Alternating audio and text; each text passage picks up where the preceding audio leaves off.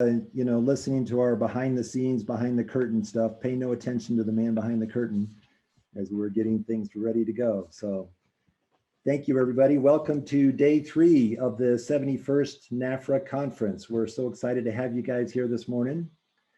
I'm Steve Warner. I'm the president of American Land and Leisure, and we've been in the concession business for 35 years.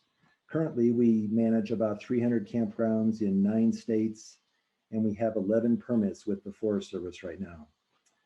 Last night, after our second day of the NFRA conference, we had our membership meeting, and our members are composed of concessionaires like myself, and we have outfitters and guides. We have day camp owners and resort owners.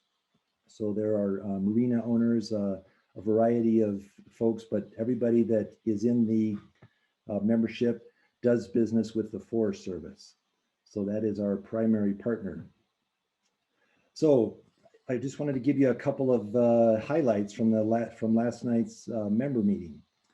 The members summarized their year. We had certainly an uncertain year, as you all know. In March, we weren't sure whether we were going to open or not. There was a lot of fear and concern, and we were all scrambling to figure out what was going to happen.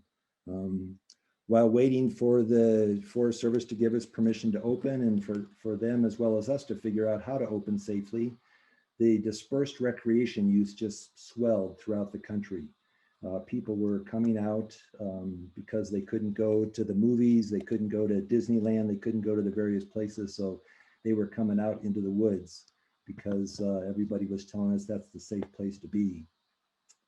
So we heard last night that the owners of the different businesses were working out their own COVID plans. People were coming up with their own examples of how to deal with cleaning. We all learned about the difference between sanitizing and cleaning and disinfecting. And all of us were scrambling to figure out where to buy toilet paper, how to get sanitizer. It was just pretty much a scramble in the beginning. Finally, campgrounds opened, and we heard that most of the concessionaires like myself were told that we couldn't open group sites because social distancing was a major problem. And some of us had to reduce capacity at some of the places that we manage. So there were some changes, but we finally did get open. And everybody, as we went around the room, said this was one of the busiest years they've ever had. Guests were coming out of the woodwork. One of the owners said that every single weekend felt like the 4th of July. And as a result, those holiday crowds, overwhelmed our staff, created a little bit of anxiety for the staff as they tried to keep up with cleaning and all that kind of thing. And also the guests were a little bit more tense probably than normal. So we had a lot of challenges. A lot of folks reflected that they had difficulty with anxious guests. So lots of new campers came in this last year. We heard that pretty consistently, that based on the lack of being able to travel far, people were staying close to home. The staycation was the way to go, and you could stay safe and have a good time. So it was just an incredible summer, and that was reflected throughout our industry from everybody that's a member of NFRA.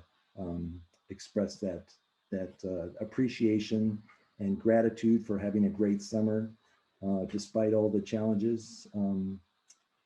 We were busy, so we're looking forward to another good year. So anyway, in case this is your first day with us, if you're not familiar with what happened the last couple of days, I'm going to give you a brief recap. So on day 1, Derek Crandall who's affectionately known as the outdoor recreation guru, and is also a consultant with the National Park Hospitality Association,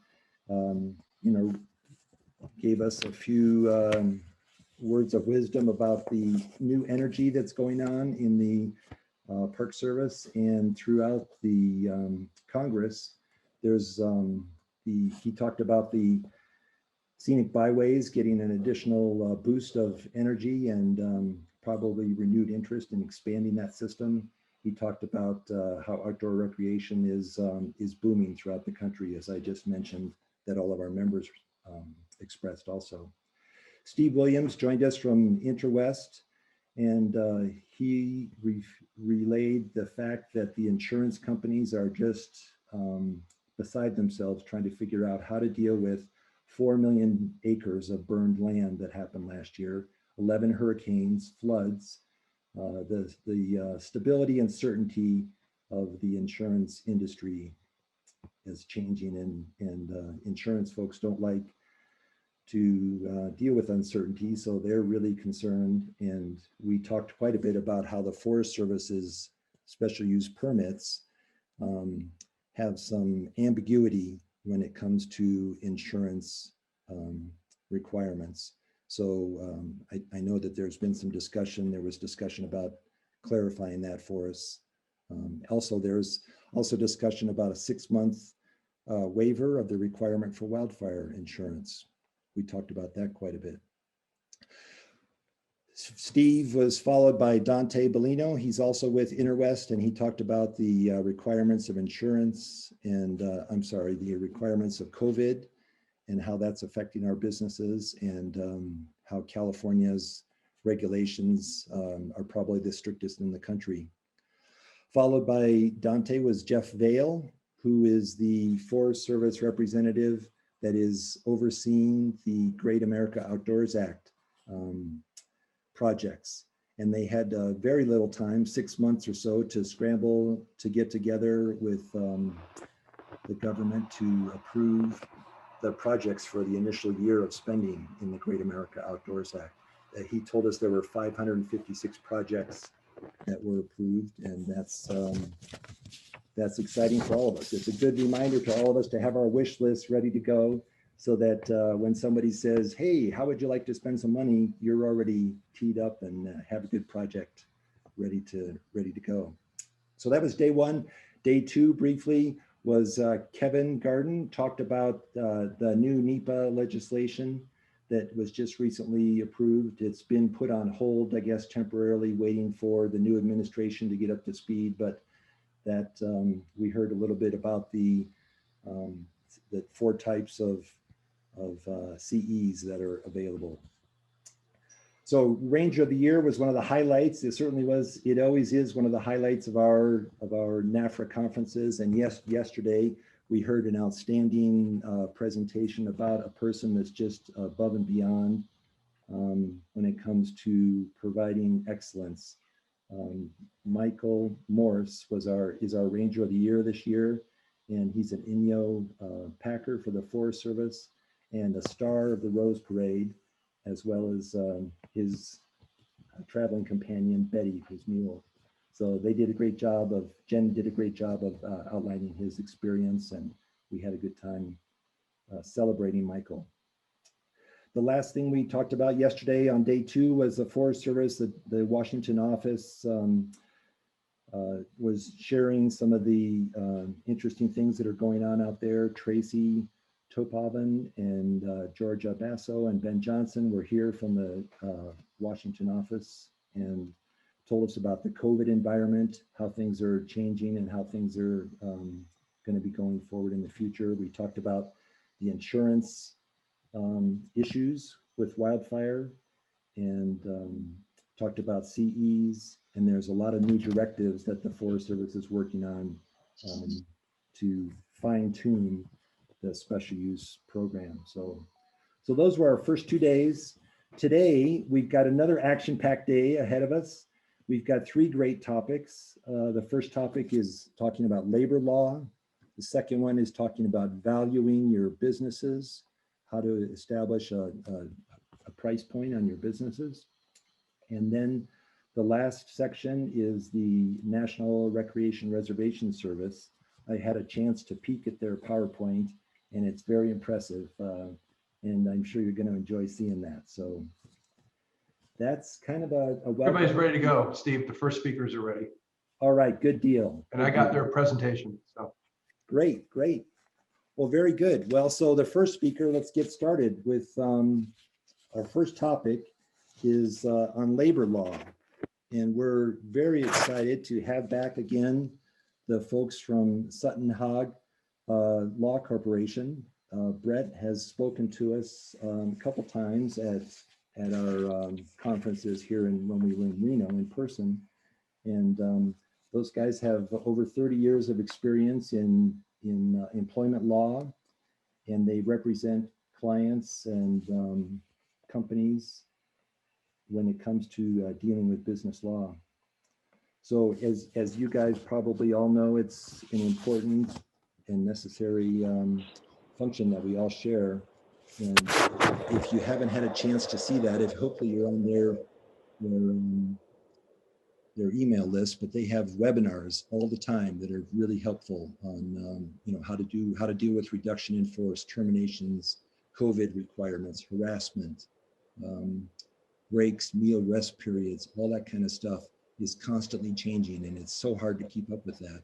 So we need folks that can help us navigate those difficult waters.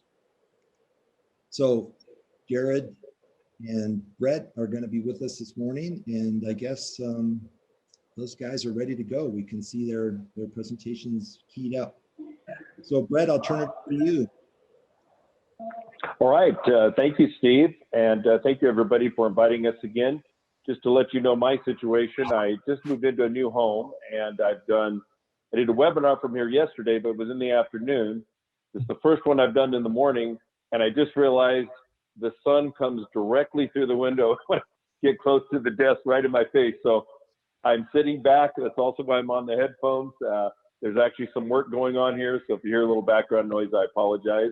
But didn't have time to make it in the office today to do the schedule, so we're doing it from here. I hope you'll understand that. I'm in Las Vegas.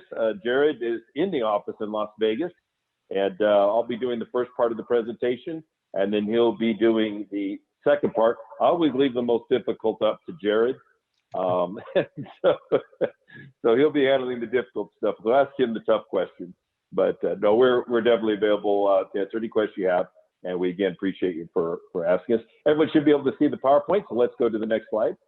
Yeah, sorry, all I got was a PDF rather than a PowerPoint, so that's why it looks a little funny. Yeah, if you go into, I've noticed you were navigating some of the menus. If you go into full screen mode, it'll look just like a PowerPoint. Okay, let me go home. No, where you were looking at the views earlier. Oh, okay. No, I don't know. Somehow I got myself, give me 2 seconds. I've never done it out of, I just closed it here. Let me reopen. Give me 1 second. Screen share, view, full screen mode. Okay, there we go. And then I got to get back to, I got to turn that off just to be able to share, screen, share, view, full screen mode. Look at that. Thank you. Awesome. Awesome. All right. Let's go to the next slide. So I wanted to give you a couple of things. Steve alluded to it briefly. Won't spend time on it, but we do spend a lot of time on educational opportunities for businesses. And our focus is labor and employment law. That's what we do. And we have podcasts. You can find them on iTunes, CalNEVA Law Podcast. We practice in both California and Nevada, so that's the focus of our practice. You can see some recent topics.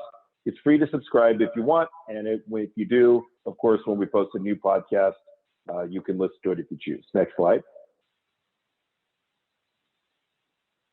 We also have 2 websites. The first one is suttonhag.com, and that's our main website. On there, you'll find our blog and some other things I'll mention. Our second website is calnevalaw.com. And for those of you who, we'll be talking about some cross-border issues today, when you cross into California from Nevada or another state, which I know not all of you, but many of you have at least some operation in California, this website was designed for that because we have a lot of clients who cross the border from Nevada to California. We wanted to highlight some of the differences, provide some resources. The last bullet point I want to point out, because we do, as Steve said, a lot of webinars. We post most of those webinars there on this website, and you can download them and as well as the materials. Next slide. Then, of course, we do have the blog. Next slide. And that's at suttonhague.com. And those are employment law updates for California and Nevada. Now, we're on Facebook, Twitter, LinkedIn. If you follow us on any of those, whenever we post a blog article, we link it to those social media and you'll get notified. As I've done before with this group and as I do with every presentation, we want to incentivize people to follow us on social media so you get those notifications. If you do, email events@suttonhague.com by today, and we always raffle away a giant, truly giant Hershey's bar that we get from the Hershey store, New York, here in Las Vegas. We ask you to take a picture. We put on our social media. It's a lot of fun. So if you do follow us on either Facebook, Twitter, or LinkedIn, email events by 4 o'clock today Pacific. Okay, next slide. We'll let you know tomorrow who the winners are. Handbooks, we're in February, but typically December, January, February is a big handbook season for us. We're doing a ton of handbooks. All right, we got somebody. We got Susan on the Giant Hershey's bar. I love it. All right, solid comment. And we are very busy with handbooks. Something new I want to tell you about is we developed a proprietary program called Policy Mall. And from the many, many handbooks we've done over the years, we came up with a series of questions and options that when a client hires us to do a handbook, we give them a unique password, they fill it out, and it gives us a report that we can use to customize the handbook for them. And it's worked out really well. And so I just want to let you know that handbooks in most states, candidly, even in Nevada, while certainly are recommended and they're important, for those of you who have business in California, employees in California, they're critical in California, and they must be done correctly. A lot of wage and hour cases and other cases with significant exposure in California come from improper handbooks that are not up to date or written with non-compliant policies. So whether it's us or some other qualified employment firm, if you're doing work in California, you need to make sure you have your handbook reviewed at least annually and keep it up to date. Don't assume it's not a big deal. Don't assume it's something you can just get off the internet and hand it out. That's a big mistake in California. Okay, next slide. And we also have on Sutton Hague a coronavirus resource page for California and Nevada employers. We update it periodically and it's available to everybody. Next slide. So let's get into the meat of the presentation. The first thing we have is an increase in the minimum wage.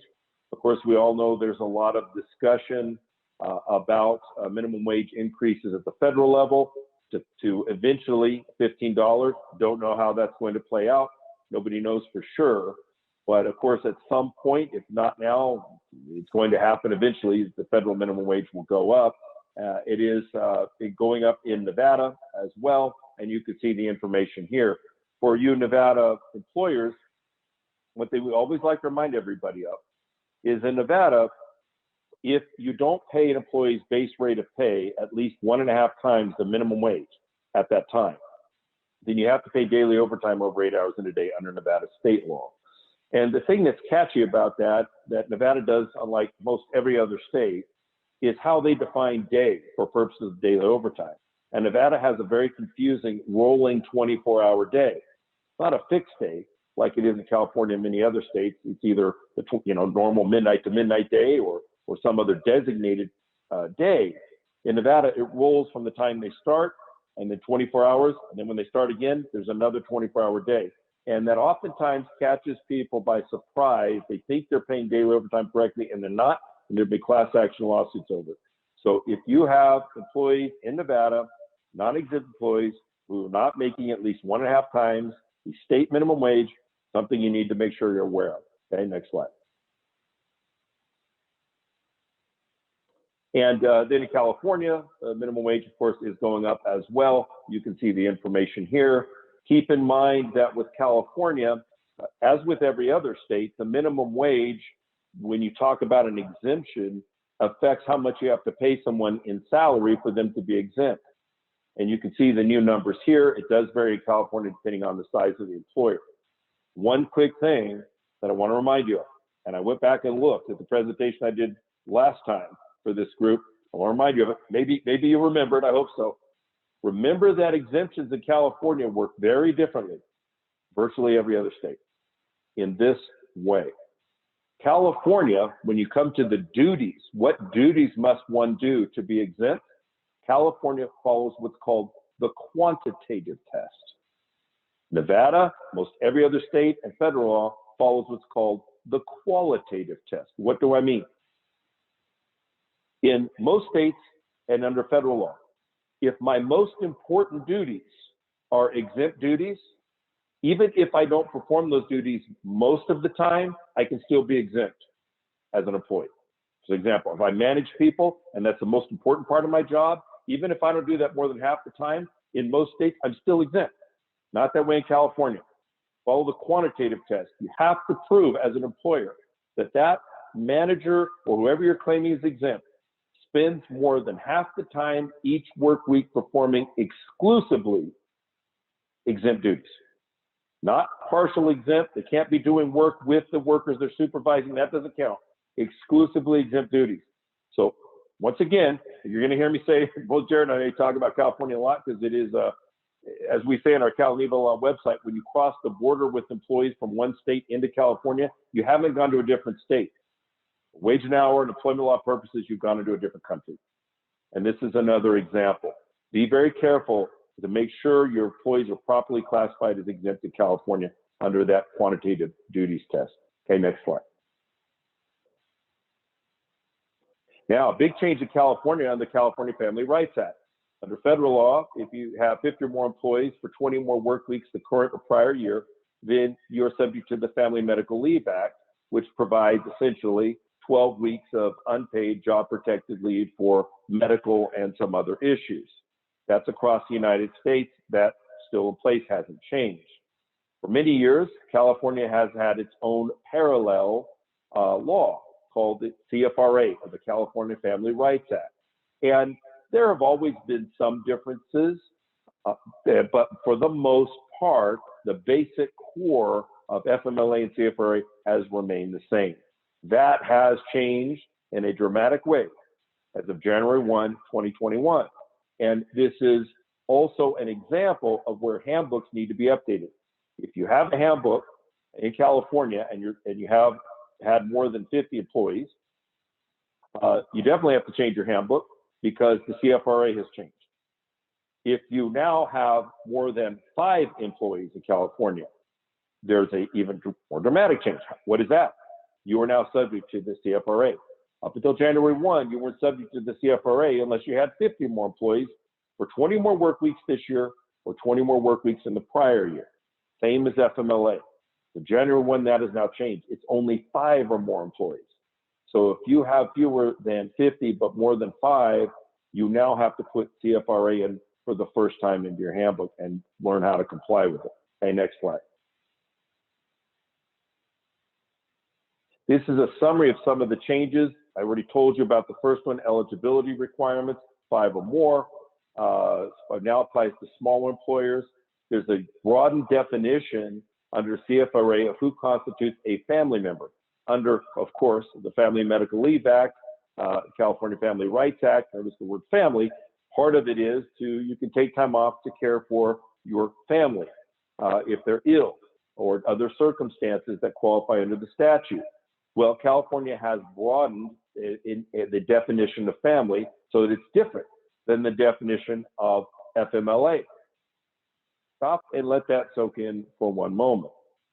What that means then, you could conceivably, and this will happen, you could have a situation where the employee qualifies for 12 weeks during a year of CFRA to care for a family member that meets the family member definition under CFRA. And then also will take 12 weeks under FMLA to take care of a family member that doesn't qualify under the CFRA, but does under the FMLA, and vice versa. So the bottom line is you're going to see a lot more situations for those employers in California that have 5 or more employees, where employees, if they have 50 more employees, you're subject to both CFRA and FMLA. You're going to see more situations where an employee can take 24 weeks in a year of job protected leave. So that's one of the consequences of the expanded definition of family members. California's now added a qualified military exigency leave, similar to what's under the FMLA. Also, California has eliminated some exceptions that ease the burden on employers. They've taken those out. For example, when two parents of a child who work for the same employer want to take baby bonding leave, it was said under CFRA and still is under FMLA that you can make them take it at the same time, or they have to also, they can share it. They don't get 12 weeks each, they get a total of 12 weeks, and you can hold them to that. You can't anymore under CFRA, and also under FMLA, if someone is a high-level key employee, where if they're gone for 12 weeks, it's be devastating to the business. When you designate their leave, you can designate them as a key employee, and you might be able to not have to fulfill the entire leave and be able to replace them. That has been taken out under the CFRA, no longer exists. We have a blog on this and many other topics, but you can read the blog in more detail on this topic on the link we've given you there at suttonhague.com. Okay, next slide. So just to summarize, it's 5 or more. California did have a parent leave law. If you had 20 more employees, that's been repealed because it's now subsumed in the new CFRA. Next slide. Also, huge change. So under FMLA, CFRA up until January 1, if you are a covered employer, meaning you have 50 or more employees for 20 more work weeks this or the prior year, you're a covered employer. That didn't necessarily mean that the employee was an eligible employee, entitled to that leave. In order to be an eligible employee, historically, that employee must have worked for you for 1,250 hours within the prior 12-month period, have at least a total over a period of time for, it could be maybe broken service, but a total of at least 12 months of service for the employer. And to be eligible, that employee must have had to work at a work site where there were 50 more employees within a 75-mile radius. What I just laid out for you for the eligibility requirements are still the eligibility requirements under FMLA. So that, like, for example, Nevada employers, that's how it works. The eligibility requirements in California have now been changed under CFRA as of January 1 to remove the 75-mile radius requirement. And I suspect for many of you, that's a big consequence, because I know a lot of you have remote workers in remote locations, and maybe they didn't, and they don't work at a work site where there's 50 more employees in 75-mile radius. That requirement is now eliminated as of January 1 for CFRA. So those employees, if they otherwise meet the eligibility requirements of 12 months of service and 1,250 hours of prior 12-month period, regardless of where they work for you, they're in. Big change. Next slide.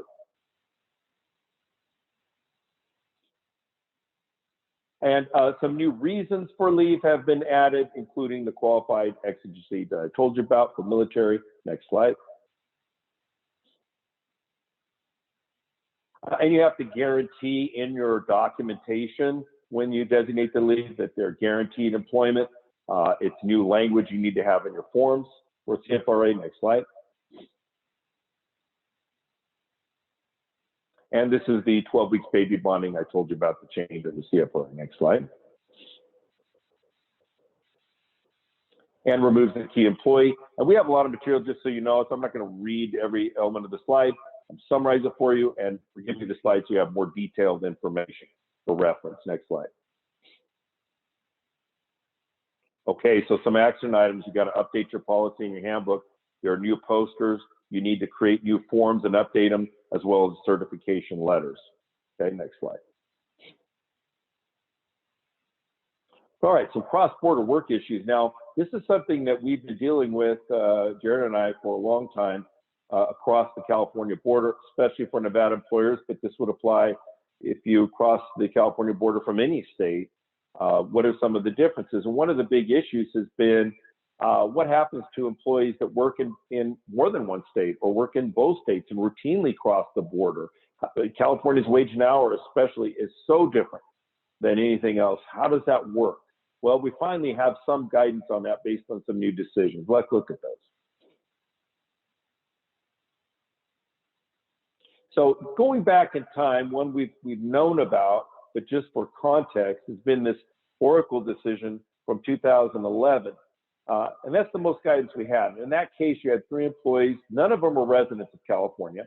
Oracle, of course, at the time was headquartered in California.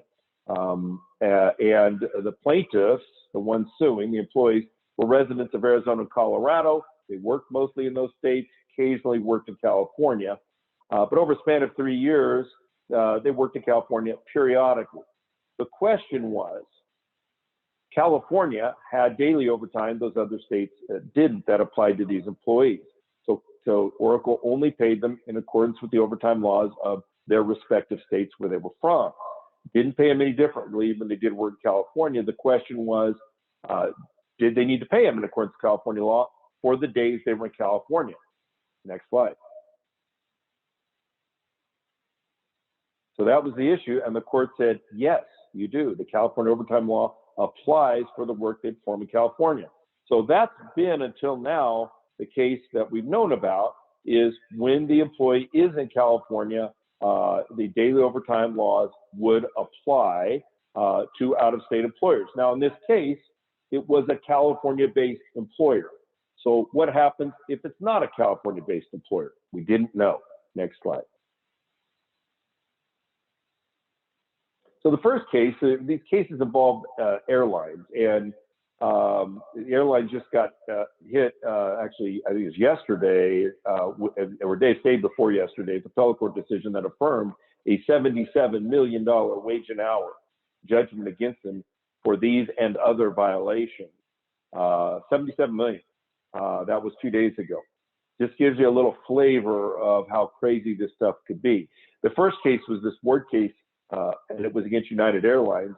The airline attendants resided in California, but most of the time they were in airspace outside of California. So they were trying to determine whether California wage and hour law, in this case, Labor Code 226, which is the pay stub rule, does that apply to wage statements provided by an out-of-state employer to an employee who resides in California, receives pay in California, and pays California income tax on their wages, but they don't principally work in California. And what they held was they created the principal place of work test to use in these situations. And the court said, we look at what is their principal place of work. We don't look at the employer location, whether they're in-state or out-of-state. We don't care if they're a resident of California or not. We don't care where they receive their pay, and we don't care where they pay their taxes. We look primarily at their principal place of work. And if that's in California, then you've got to apply with California law. Here again, we have an extensive blog article reference that you can read for more detail. Next slide.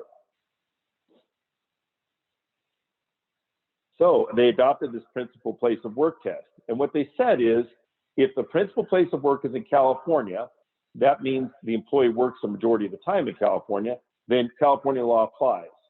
If the employee doesn't perform a majority of the work in any single state, so that could apply to some of your employees, but in airlines, it applies to a lot of employees who fly on planes because they're all over the place. Then you look at where's the base of operations of the work operations. If it's in California, then you pay according to California, then if not.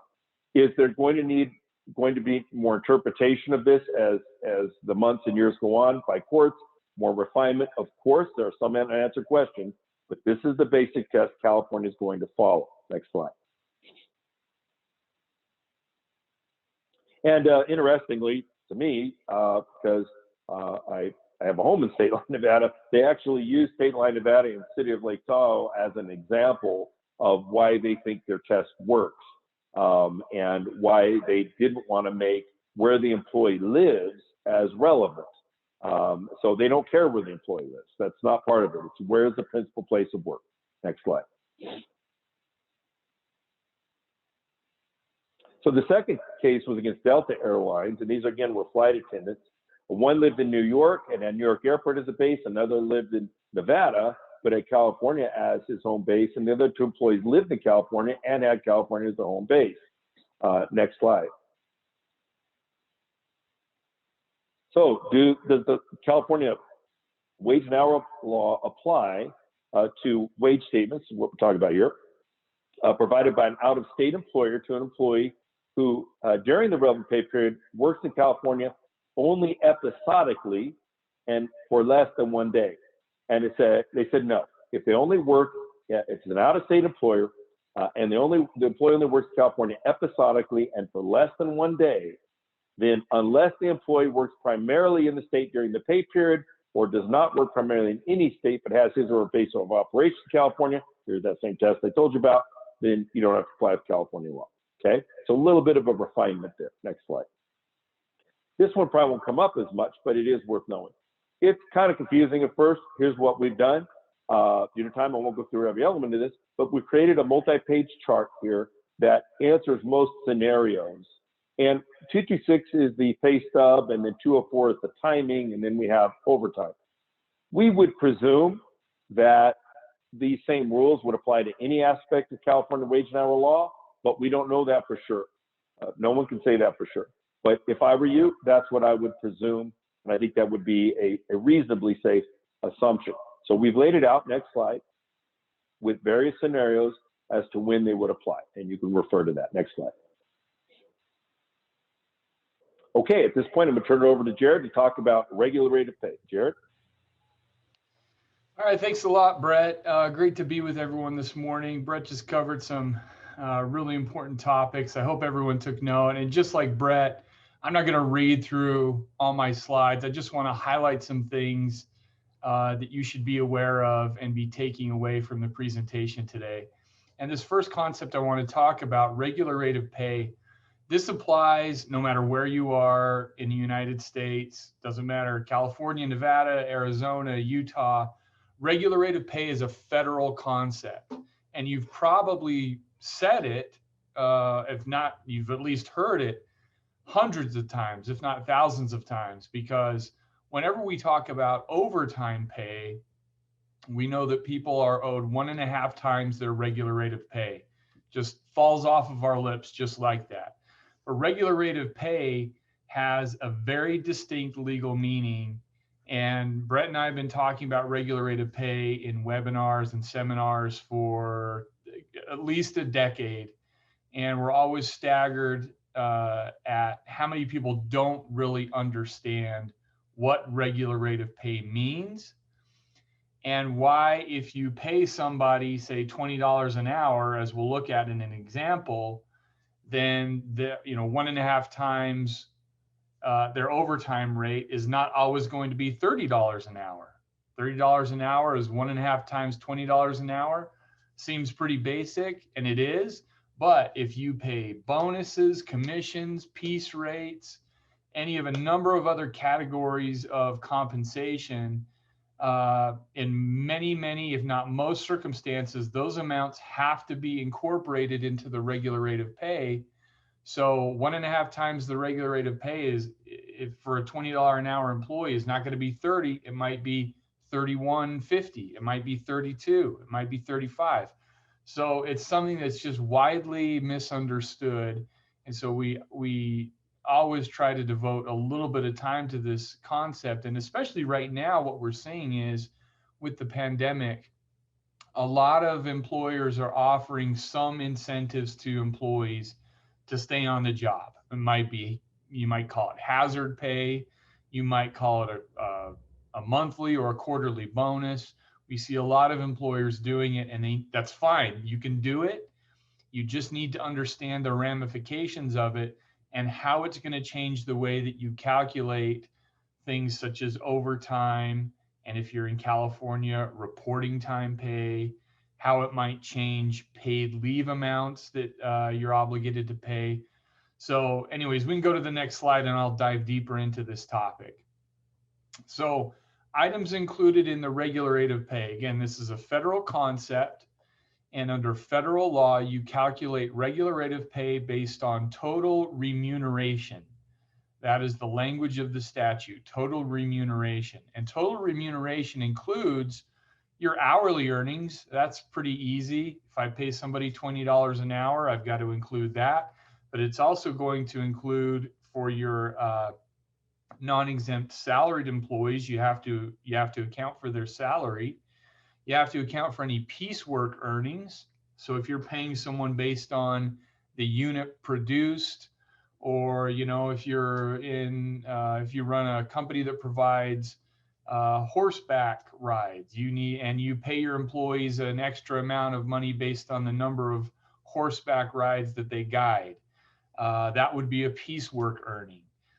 Commissions, if you have people selling things and they get those commissions in addition to their hourly earnings.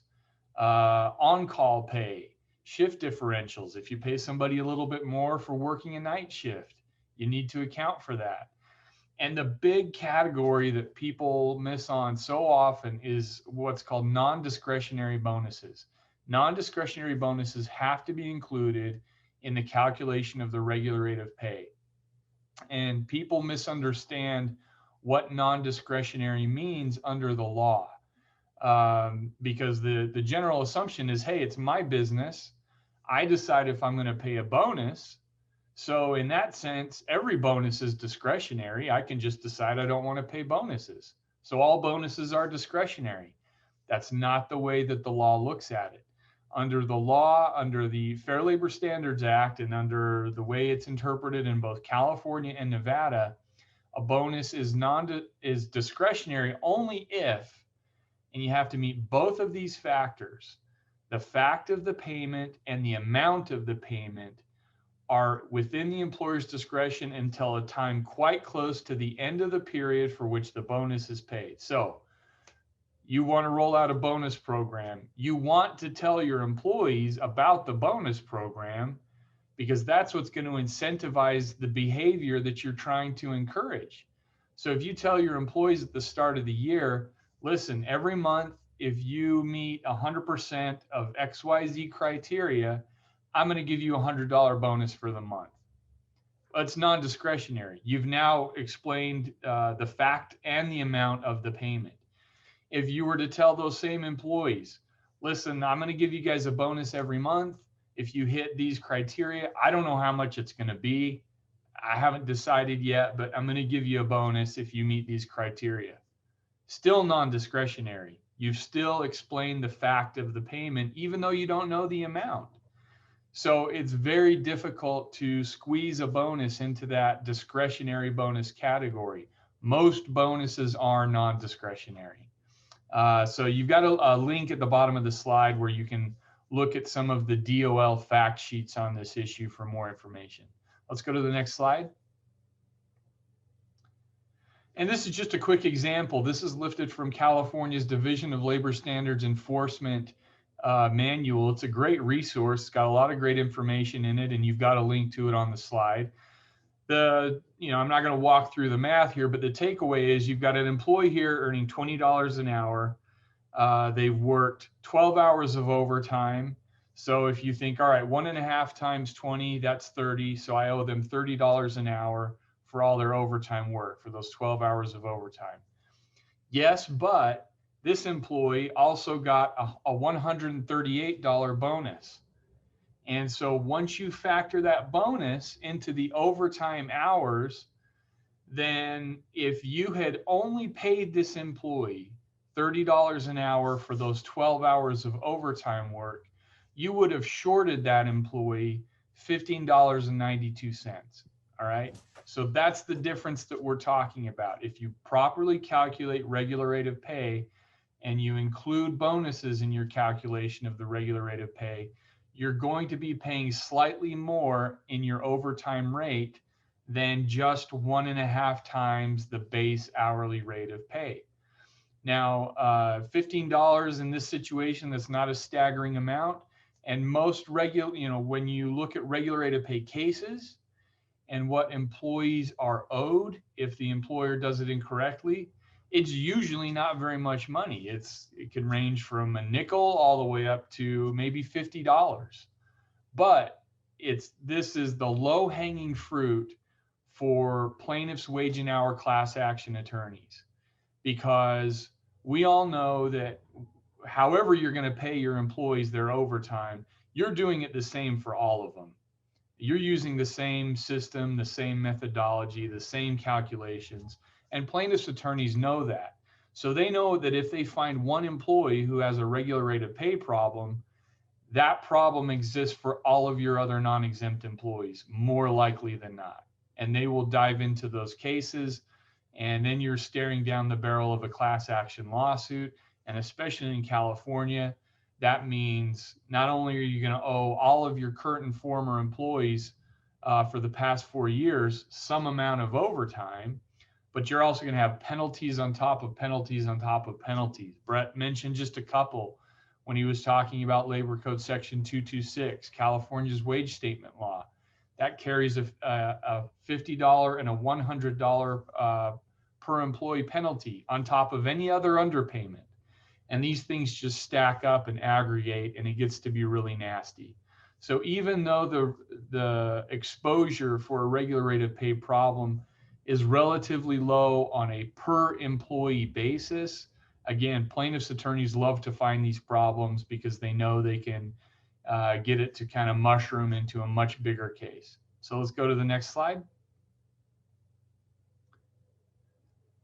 And this is just a quick link to a new rule on regular rate of pay that came out last year. It's the first time in 50 years it's been updated. It did expand the category of payments that you don't have to include in regular rate of pay, and that's good. That's good for employers.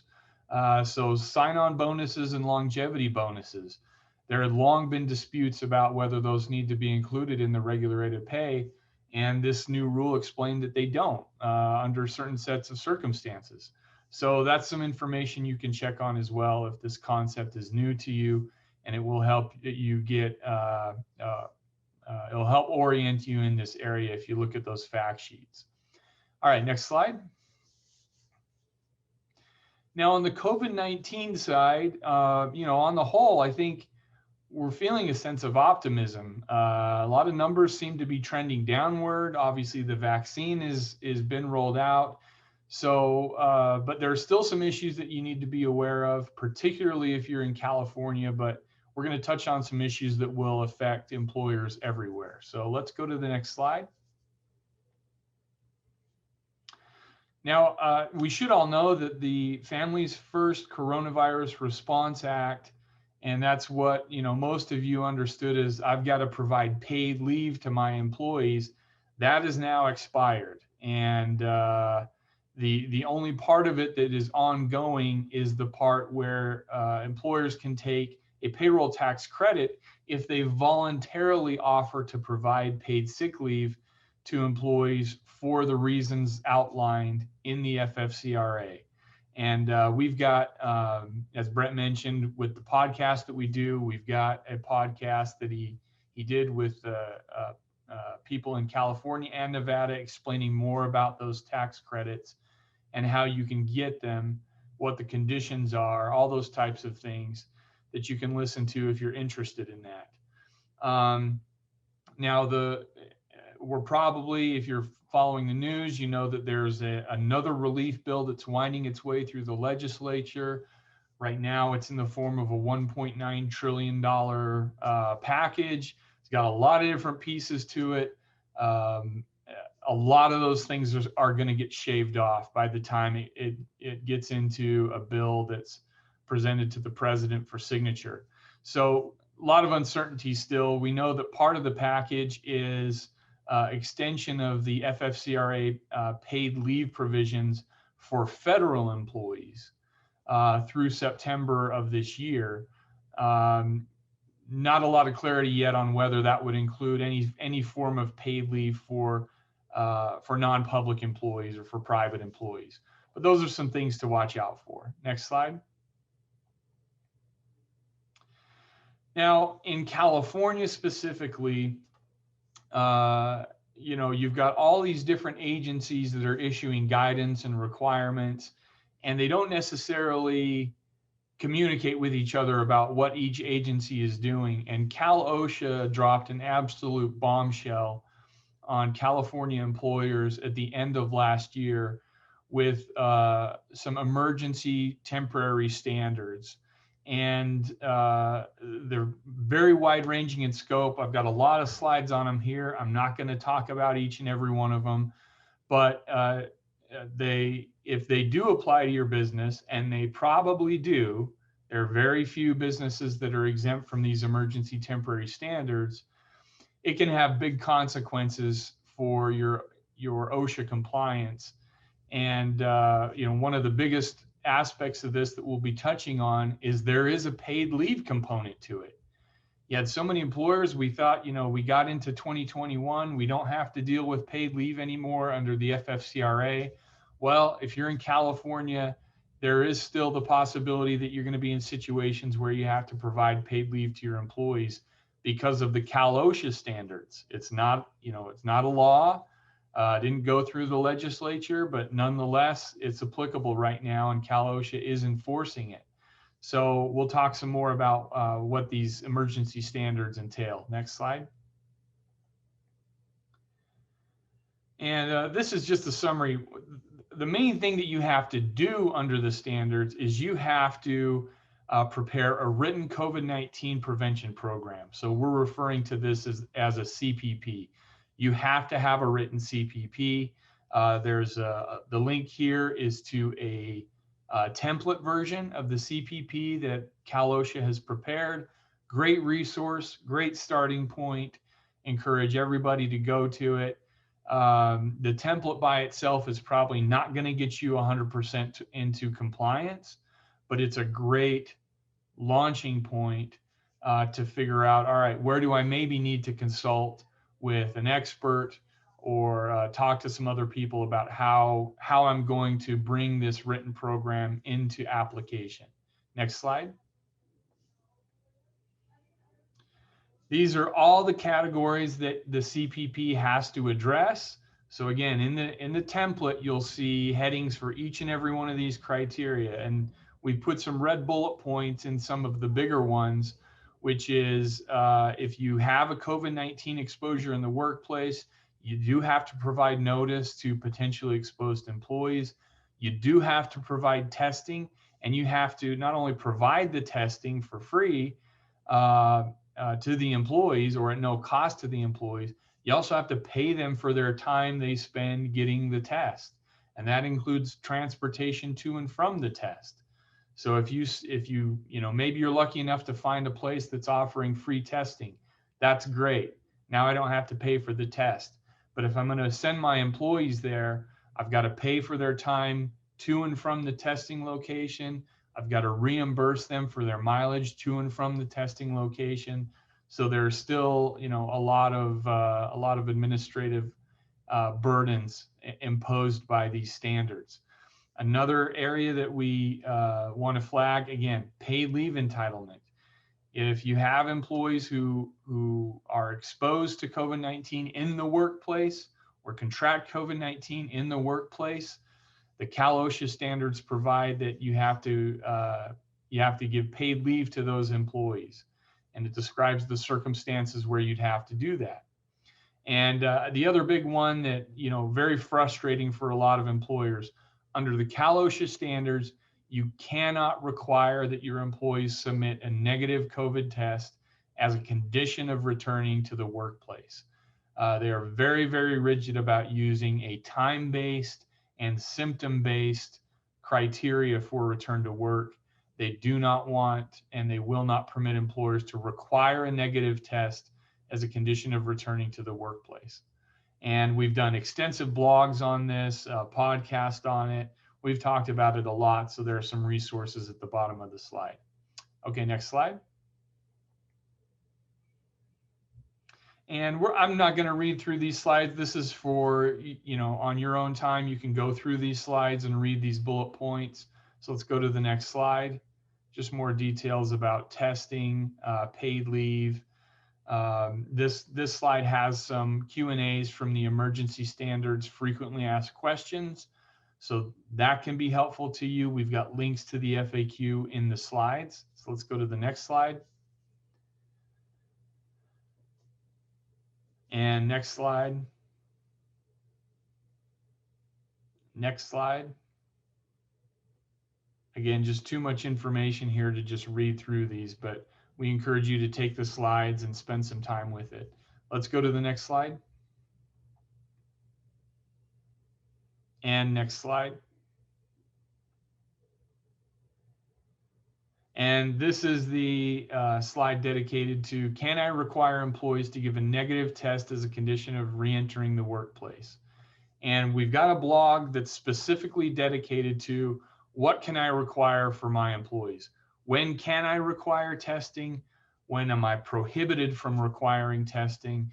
There are different circumstances, different standards that you need to be aware of. And we've got that blog article that tries to lay all that out for you in a way that can be easily understood. Now, when we're talking about testing, remember, we're always talking about the viral testing. So this would be, typically the nasal swabs. You cannot, under any circumstance, require the antibody testing. That is considered to be a medical examination. It's in a different class outside of the viral testing. So can't require the antibody testing, even when you could require viral testing. All right, next slide. And this is just referencing the executive order from the governor of California. It shortened up some of the time frames in which employees need to be excluded from the workplace, 14 days down to 10 days. And so that correspondingly limits the amount of paid leave you would potentially have to provide. And that's a positive thing. But you've got the link to that executive order there on the slide. Next slide. And we can go to the next slide.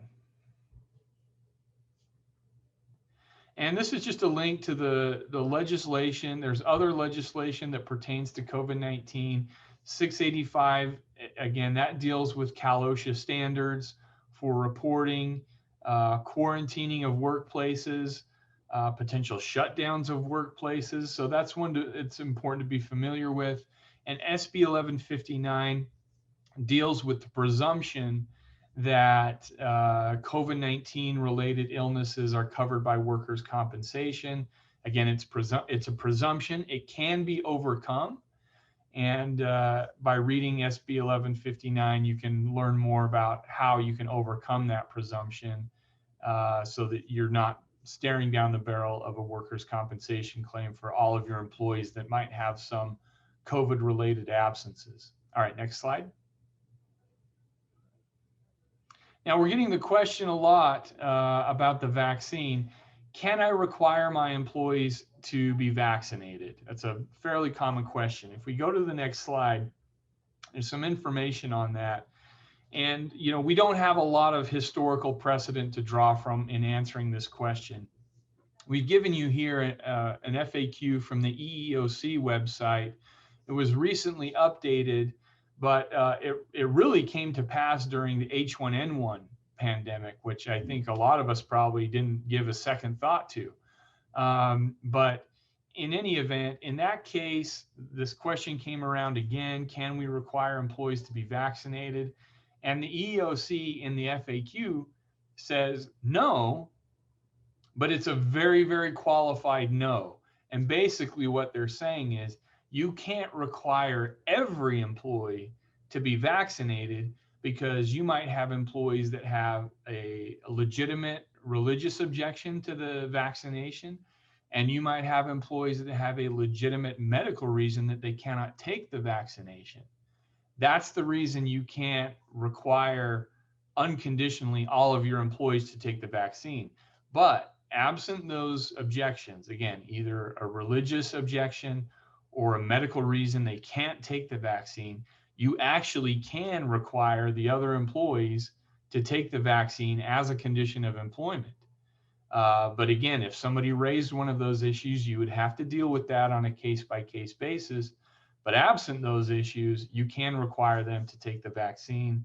So it's an area where you need to tread lightly. If you decide to dive into this, I'd really encourage you to consult with legal counsel beforehand so that you understand how to deal with different types of objections or questions or complaints that might come up during the process. Next slide.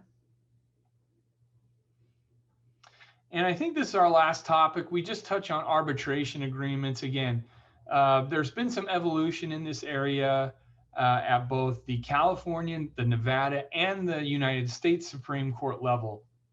And it's all been positive so far for employers. I'm not sure how long it will stay that way, but if you're not familiar with arbitration agreements, it's an agreement between you and your employee that if they have a workplace dispute, that rather than filing that in civil court or federal court, they will submit it to final and binding arbitration, meaning that an arbitrator will decide issues of law and issues of fact. Basically, the arbitrator will serve as both judge and jury.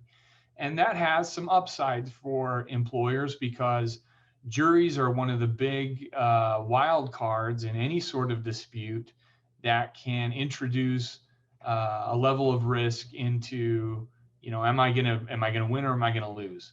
So arbitrators bring a different kind of flavor to the dispute. It's less likely that they're going to be swayed emotionally. They're typically people who are very well versed in the area of law that is in dispute. And so those are generally positives for the employer. Now, if we go to the next slide, just a couple of points about arbitration agreements here. California did pass a law in 2019 that prohibited employers from requiring applicants and employees to sign a mandatory arbitration agreement as a condition of employment. Now, that law flies directly in the face of United States Supreme Court precedent upholding arbitration agreements between employers and employees. And as a result, there was an injunction granted against AB 51, meaning that it is not enforceable. It's not a valid law right now. And that injunction is winding its way through the Ninth Circuit Court of Appeal. We'll have to see where it comes out. But again, United States Supreme Court has squarely ruled in favor of the enforceability of employment arbitration agreements. So that's a positive. Next slide. And one of the big benefits, I already explained a little bit about what an arbitration agreement is. Another one of the big benefits of arbitration agreements is that it can be used to limit class and collective actions. And again, those are lawsuits where a plaintiff's attorney will try to aggregate all the claims of all of your employees going back a certain number of years, both current and former employees. And so it is essentially can increase your exposure by orders of magnitude. And one of the things that you can do in an arbitration agreement is include something called a class action waiver. And what that is a provision in the agreement where the employee agrees that they will only bring disputes on an individual basis. And that means that if you have an employee who brings a class action lawsuit against you, but you have an arbitration agreement that's got a class action waiver in it, now you can say, all right, hold on. You signed an arbitration agreement saying you would only bring claims on an individual basis. So you need to dismiss your class action allegations.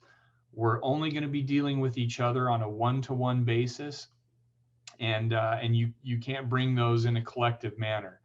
And that can save you from big exposure, especially in the wage and hour context.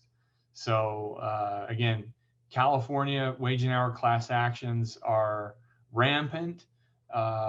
Exposure can be massive. It escalates very quickly when you take into account all of the statutory and civil penalties that are available to plaintiffs' attorneys to try to recover. And so a class action waiver can be an absolute lifesaver for a lot of employers. And remember, the threshold for class action litigation is, in terms of numbers of employees, is right around the 20 employee mark. That's kind of the threshold. There's nothing hard and fast, but typically if a plaintiff's attorney can get together 20 or so potential class members, that's enough for a class in the court's eyes. And so even if you feel like you're a relatively smaller employer, really encourage you to give a strong look at whether to adopt an arbitration agreement with a class action waiver. Again, there are pros and cons. It's a discussion that you'll want to have with qualified legal counsel, but want to bring it to your attention as something that's out there as a potential tool to help safeguard your businesses. All right, next slide. Jared, 1 minute or so. And with that, we've gotten to the end of the materials. I'm sorry, I see that we've run over by a few minutes. I apologize. I'm happy to answer any questions that you might have offline. Again, as Brett mentioned, raffling off the Hershey bar. So let us know by 4 p.m. today that you follow us on social media. You'll get into that raffle. You'll have enough chocolate to last you for the, through the year. So it's a really fun thing to be a part of. All right. Anything further from you, Brett? No, I think that's it. And thank you very much for inviting us. I hope you have a good conference, everybody. Thanks, everyone.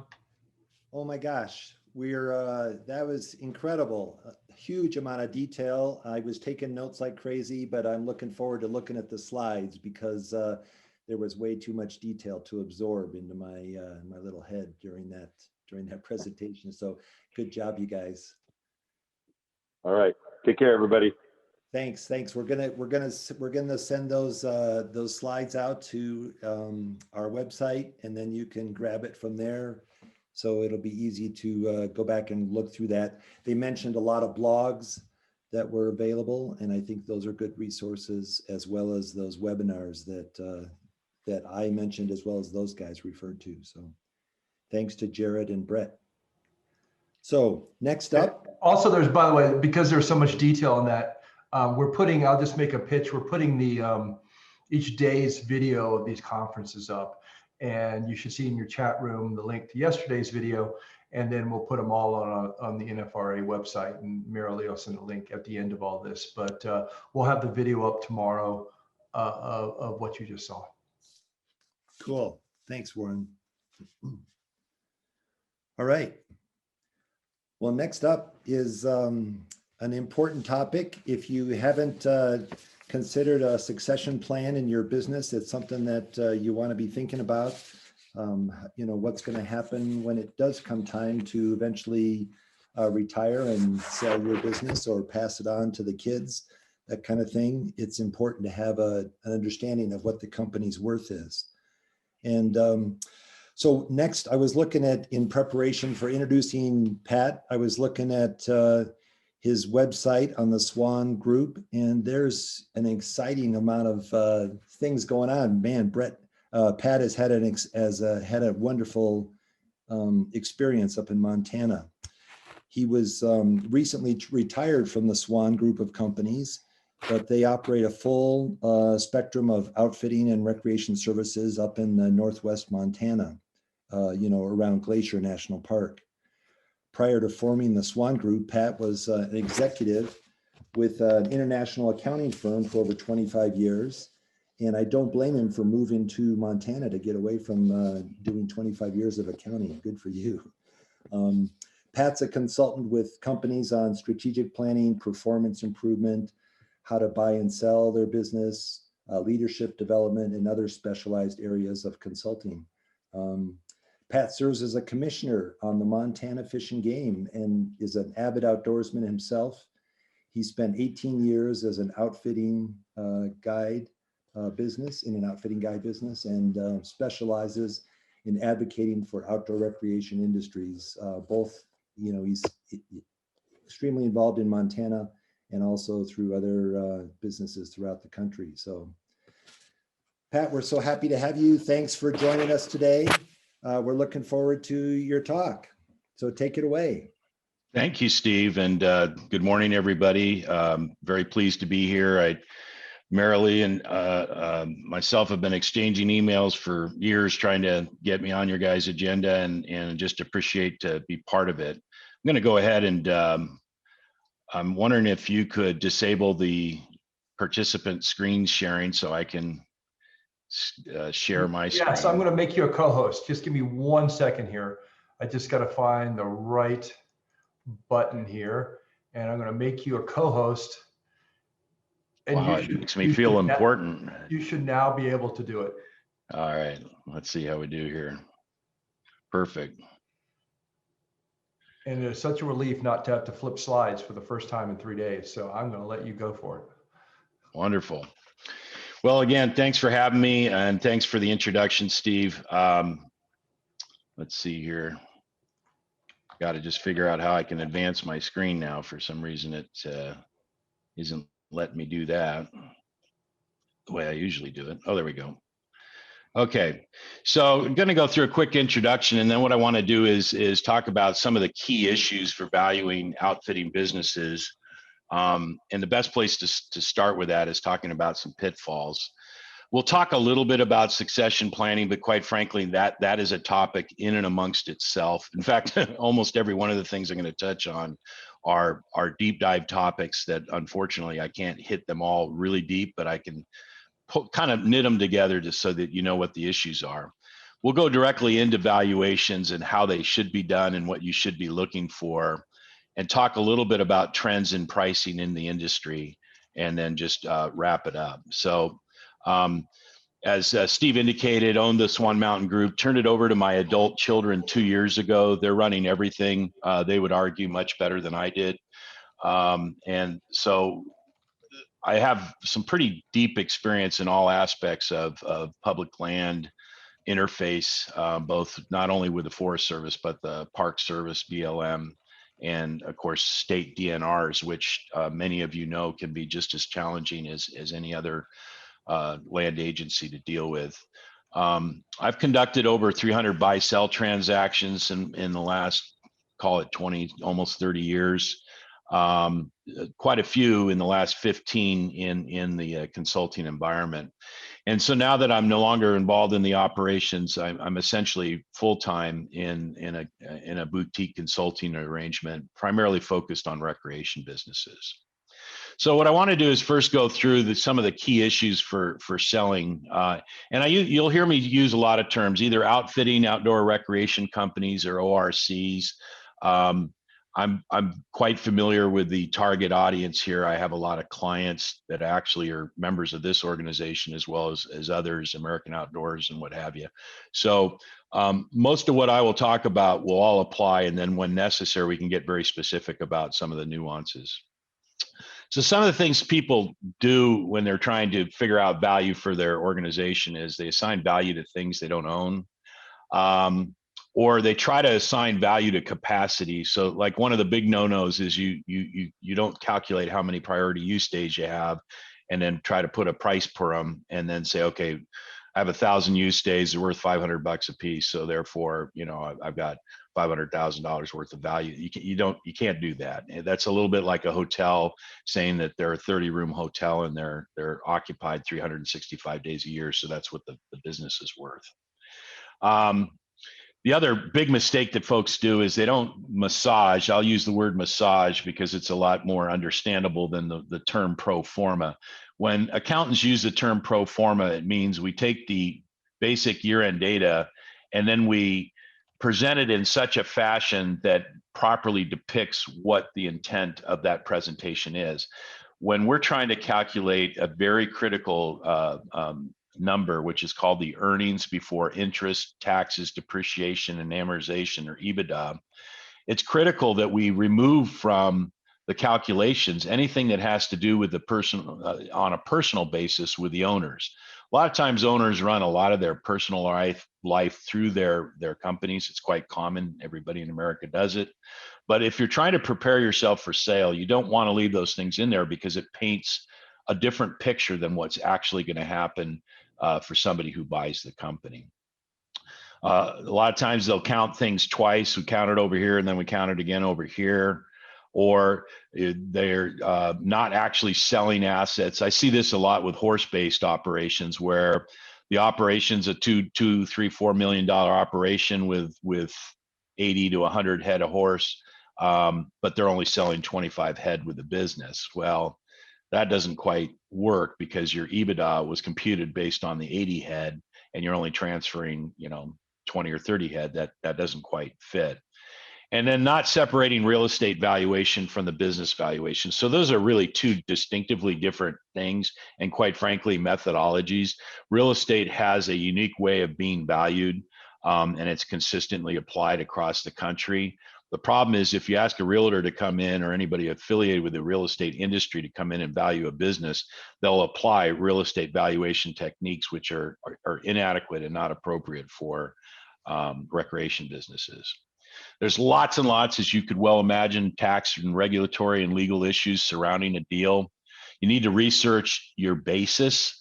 And for so many people in the recreation industry, basis winds up being just about nothing. Sorry, I got a phone going off way off in the distance there. Also, the ideal, it would be perfect if you could sell shares of stock. That just doesn't happen. It just doesn't ever seem to happen. So you could wish for it, but it's very rare that a buyer will come along and actually buy a company via its shares. And then there's a whole bunch of little separate legal deals that come in terms of transference of rights. Obviously, the issue with priority use permits is you cannot transfer a permit, and I think we all know that. The process is really quite awkward. You sell the assets of a business that gives you a right, the buyer a right to sit down and negotiate with the Forest Service the process of getting a new permit, hopefully under the terms of the old permit, but there's no guarantee. And so a lot of times when there is a transition of this nature, the Forest Service has been notorious for trimming up or modifying some of the aspects of the priority use permit, eliminating certain aspects of use that they didn't want in there, and are using this opportunity to trim it up.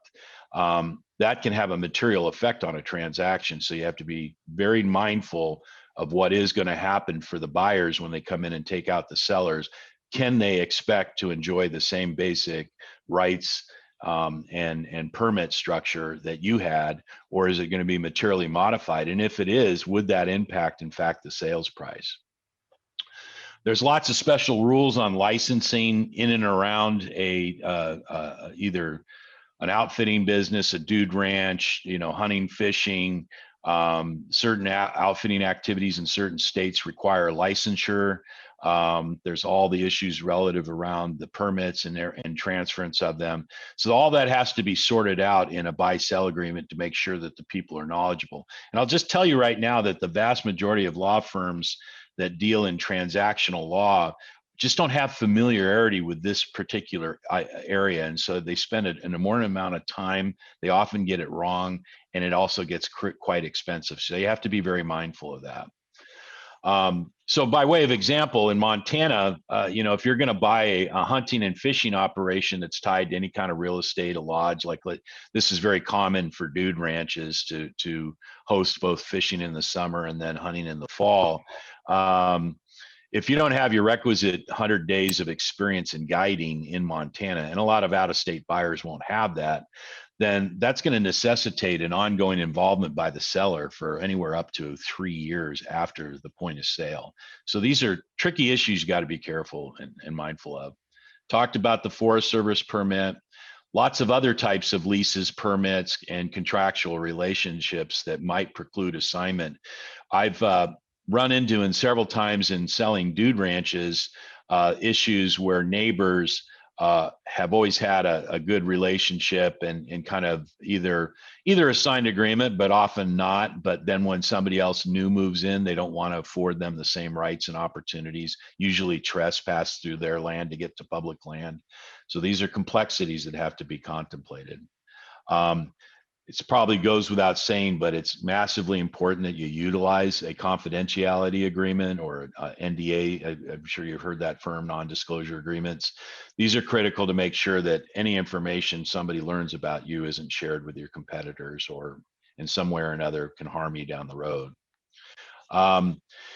Couple issues that wind up happening when you're starting to structure a document is the allocation of the purchase price. One of the ways you can really attract buyers is allowing them to allocate the purchase price because they can do so in a very tax advantageous way.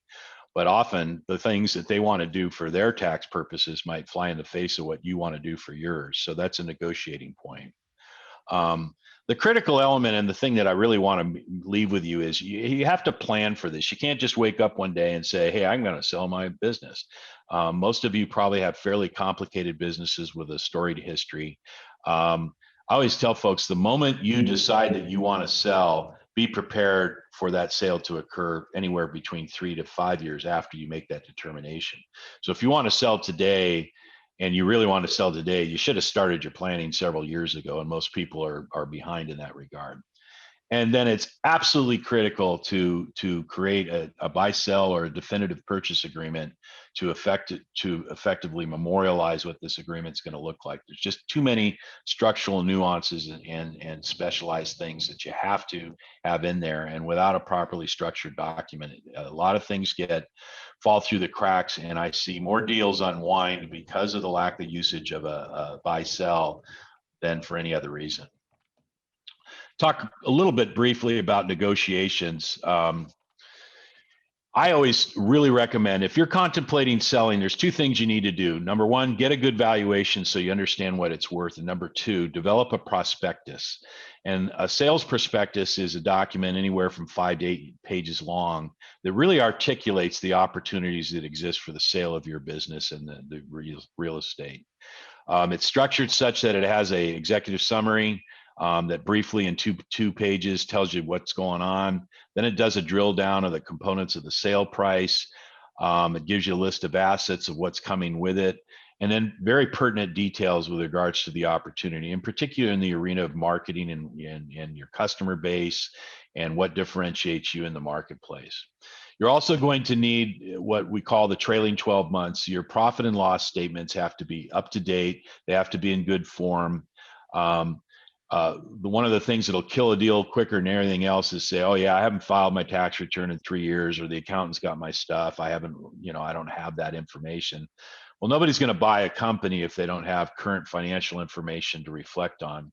And oh, by the way, what you do on your tax return, probably the biggest mistake period would be to just flip over your tax return and say, here's all the financial information you need. That's not true.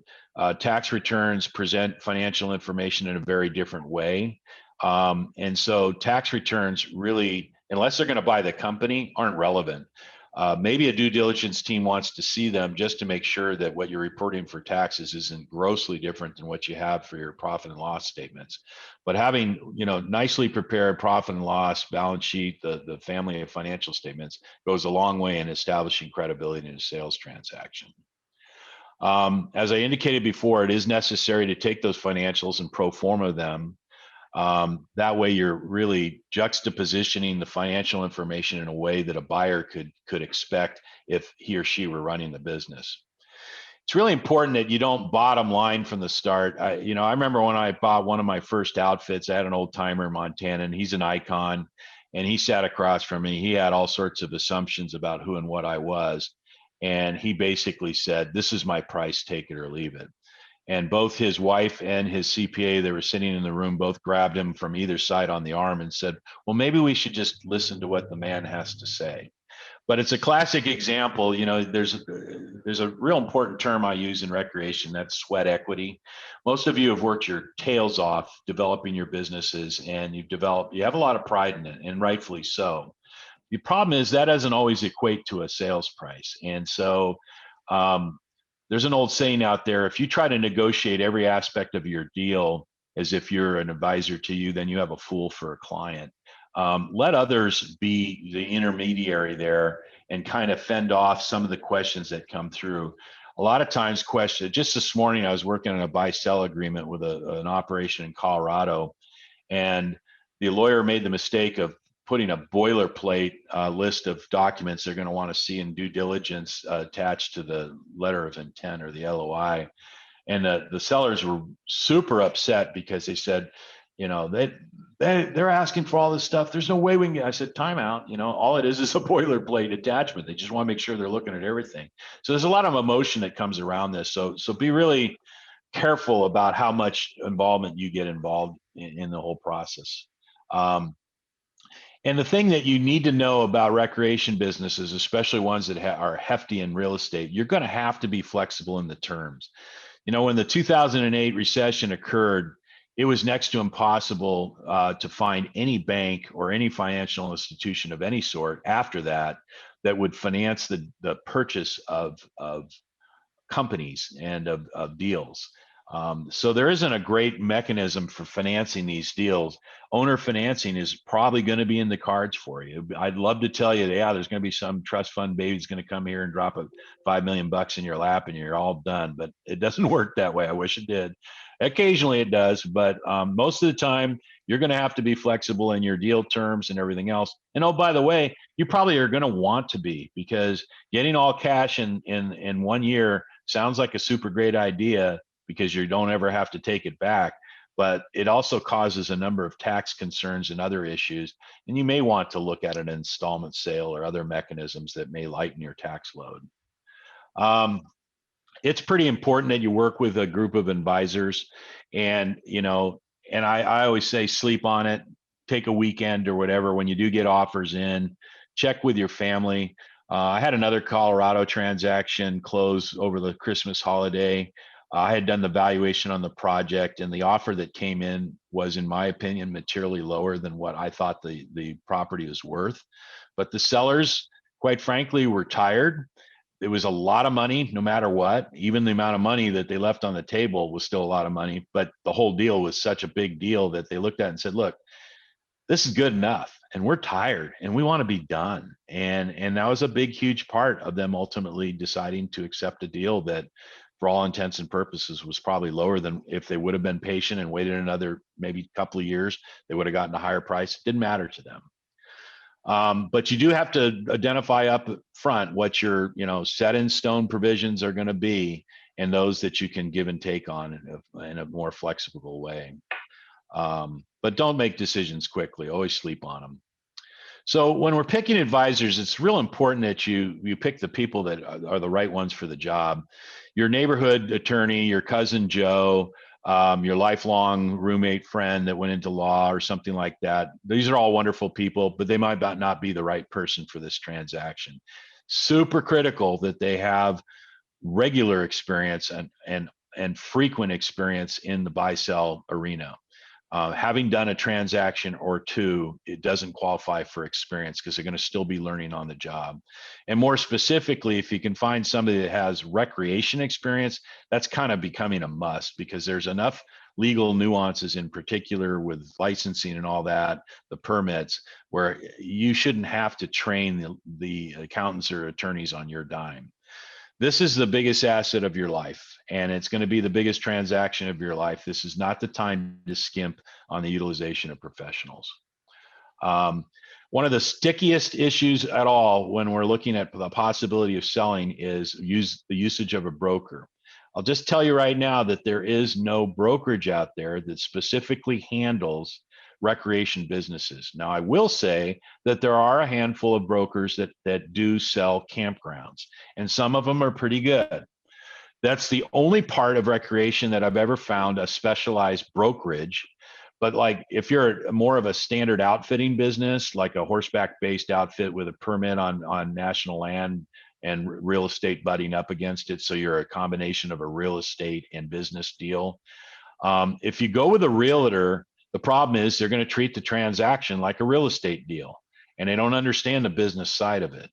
If you go with a commercial broker, they're used to dealing with commercial real estate, office buildings and multifamily issues. If you go with a business broker, they're used to selling manufacturing businesses, construction businesses, and things like that. And they tend to be really, really expensive. So I wish I had better news in this, but so many of the sales that I hear about that ultimately occur, it's because the folks scanned their customer list, and it's remarkable. I would venture to say that at least 25% of all the sales that occur in recreation are customers buying out their a long-established business that they've been patronizing, and they love the business, they love the family, and they want to continue it on. I'd say another very, very big portion is competitors, people who see the value in what you have and want to grow because they're still wanting to be in the business, and they're going to take advantage of your exit. The key is you got to be clear with everybody what you want done, and you have to make sure that your good brand, your name is protected. I had an instance about 10 years ago where They hired a national real estate company. They listed it on the national MLS, and there was more hits for the company being for sale than there was to the company's website to arrange business. And it wound up really hurting their business overall. So you have to be careful how often your name is used in listings. When you do get your team together, you got to act like the quarterback. You got to define what the roles are, who's going to do what, make sure that they don't step on each other's toes. You don't want the lawyers over legalizing. You don't want the accountants over tax planning. You want people to work in concert with each other. If you leave that unchecked, they're going to start putting efforts into areas that don't benefit you, and they're just going to run up your bills. So it's really important to manage this process. And then you have to ask yourself, are you going to prepare the prospectus?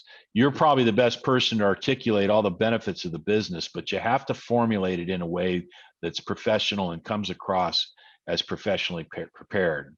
And make sure that if evaluation is included in it, that it adheres to what is the standard for recreation businesses. And we'll go into that right now. So when we're establishing value, there's a lot of techniques out there. I just had a campground operator in Northern California. I had this conversation with yesterday. He had a valuation done by a spinoff company that's related to real estate valuation. And he used all these crazy methods. And by the time you're done reading your report, you're so confused as to what's going on, you have no idea.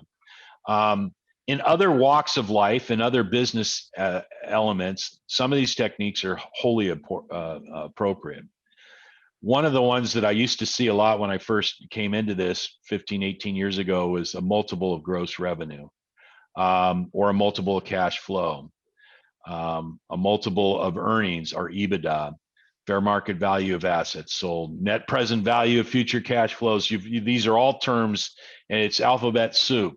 But at the end of the day, the one on the bottom is the one that real estate appraisers use, comparative base. And here lies a problem, because if XYZ Dude Ranch down the road sold for $3 million, you get in your mind, well, that's what I'm going to get. Well, that's an apples and oranges deal, and that's not how business valuations work. Comparative has virtually no place for valuation in recreation businesses. So what I did is I did a pretty intense scan, and I realized that what has to be done is a technique specific to this industry has to be developed, and I developed it.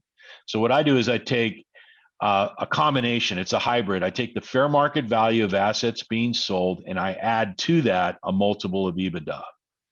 The multiples tend to be a tight range. You might have heard of multiples in high-tech companies or biotech and all that being 10 or 12 or 15 times earnings. In the case of recreation, across the board, in all forms of recreation, it stays in a fairly tight range of 2 to 5 times. And what will drive the multiple from a low to a higher number is going to be the intrinsic value that the business being bought brings to the table. This is referred to as intangibles, blue sky, or value drivers. So the common elements of that intangible are established repeat client businesses that will in fact transfer. I've noticed a lot of times that when businesses are transferring, their clients are just about as ready to retire as the business owners. And so it's important that if you're going to tout a big client base and a wonderful client base, that client base can be counted on by the buyers as much as they are by the sellers. Any kind of long-term contract that reflects future guaranteed revenue. So one of our lines of business is a concession contract inside Glacier National Park for the horseback rides. That's probably one of our most prized assets in our group of companies. Why? Because we have contractual preference. That contract is going to be in our family for as long as we want to have that contract. And so every 10 years when it comes up for bid, we always have the right to match whatever competing bid is and retain the contract. That drives value. Exclusivity in a certain area or location, obviously geographical locations that are superior to others that can create a competitive advantage. Really what it comes down to is any attribute that leads to long-term competitive advantage. And so how does the technique work? Well, some of the things I can tell you that hurt intrinsic value is these items. Poor reputation in the industry or with regulators. In fact, there's been a number of instances where I've seen companies they sold for less than what they probably were worth because they had built a bad reputation. And the first thing the buyer did is had to change the name of the business and convince everybody in the community things are going to be different going forward. Low amounts of repeat business. If there is stock involved, they're all aging, or the equipment is poor, or there's unrealistic values assigned to the list. Poor accounting records, like what we talked about, or a lack of historical information so a buyer could figure out what they could count on. Major contracts or leases that are due to expire, or permits or leases that are in areas less desirable due to environmental policy or public issues, and so they're potentially under siege. So how do you determine the multiple? Well, it's a list of different business attributes that you're trying to rate your company on a scale of 1 to 5 versus everybody in that category. So what I did is, because I do so much of this, is I developed my own proprietary tool. I always get a question, hey, can I get a copy of that? The answer is no. This is something I developed as a tool when I do valuations for company, but it just gives you a flavor for how a professional would go about creating a multiple. So when Swan Mountain Consulting Group does it, we evaluate the major categories of market share, website, marketing collateral, customer base, pricing, systems administration, permits, safety record, long-term contracts, and geographical locations. Those are the major categories of value that we assess. And then what we do is, and under each one of those categories, we give them a score. They're either a 2 or a 5 or somewhere in between. And you'll notice that let's just take market share. If you're under 20% market share, then you don't have anything differentiating you, and you're not going to get a lot of value assigned to the company based on market share. Now, maybe you score high somewhere else, but at least on market share, you don't score so high. Contrast that with a company that has over 60% of the market share in an area. They're going to command a 5. And so this is a tool that I use that helps quantify how I can arrive down to a multiple, and it's worked pretty well. So I want to just talk very quickly. By the way, there's a do's and don'ts thing. I've developed a little flyer that I'm more than happy to provide to everybody. There's not enough time in this presentation to go over that, but it's something that I'd love to get in anybody's hands who's interested. So you'll see my email at the end. You can reach out to me if you're interested in it. I'm going to just talk very briefly about succession planning. It's the noblest of all gestures. A lot of people say this is the father's dream, to have his kids take over the business. That may or may not be the case for some of you. But one of the things you got to know is passing it down to the next generation, for the most part, is usually unsuccessful. In fact, the statistics are pretty poor. In the United States, only 13%, only 1/3 of it survive going from generation 1 to 2, and only 13% survive going to the 3rd generation. And there's a lot of reasons for that. I wish I could explore, because succession is a very interesting topic to me. I do a lot of consulting in succession.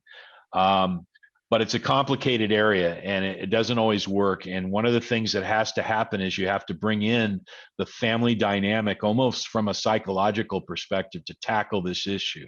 You can't just treat it as a transaction. There's lots of emotion around families. There's a lot of pinned up resentment from the kids to the parents. There's a lot of pride from the parents and judgment of the kids.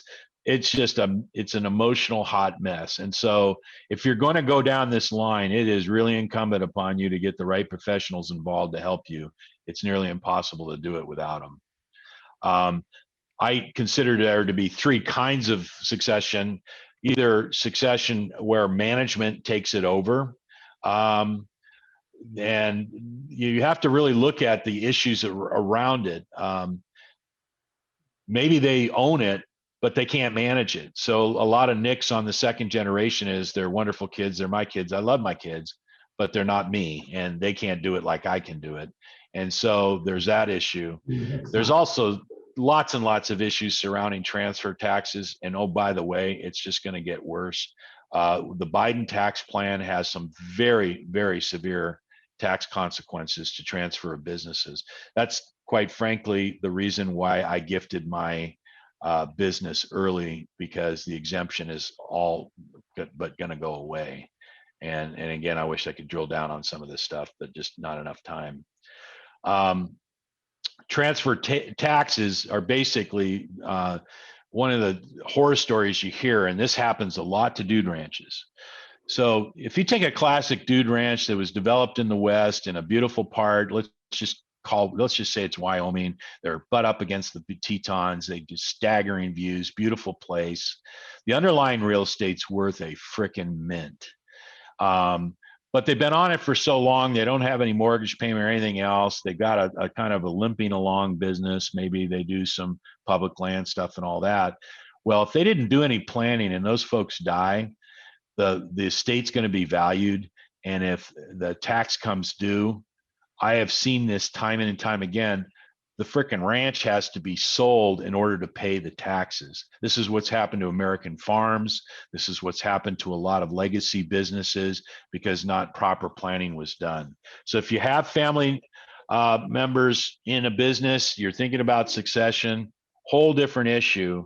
And estate tax planning, quite frankly, at this stage is a hot potato.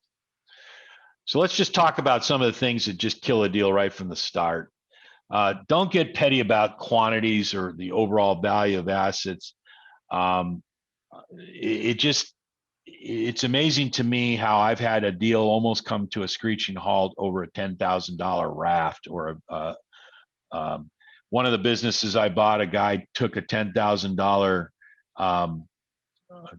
two-horse trailer and parked it behind his house, and he's decided he wanted to keep it. Well, it was part of the asset list. And so we got in quite a tussle. And finally, at the end, I said, that's fine. You got two choices: keep it and I'll knock 10,000 off, or give it back. He says, well, I'm going to keep it. And I said, okay, well, then I'm giving you $10,000 less. But it is amazing how some of those things can happen. Expect minor deal revisions due to financial issues or timing.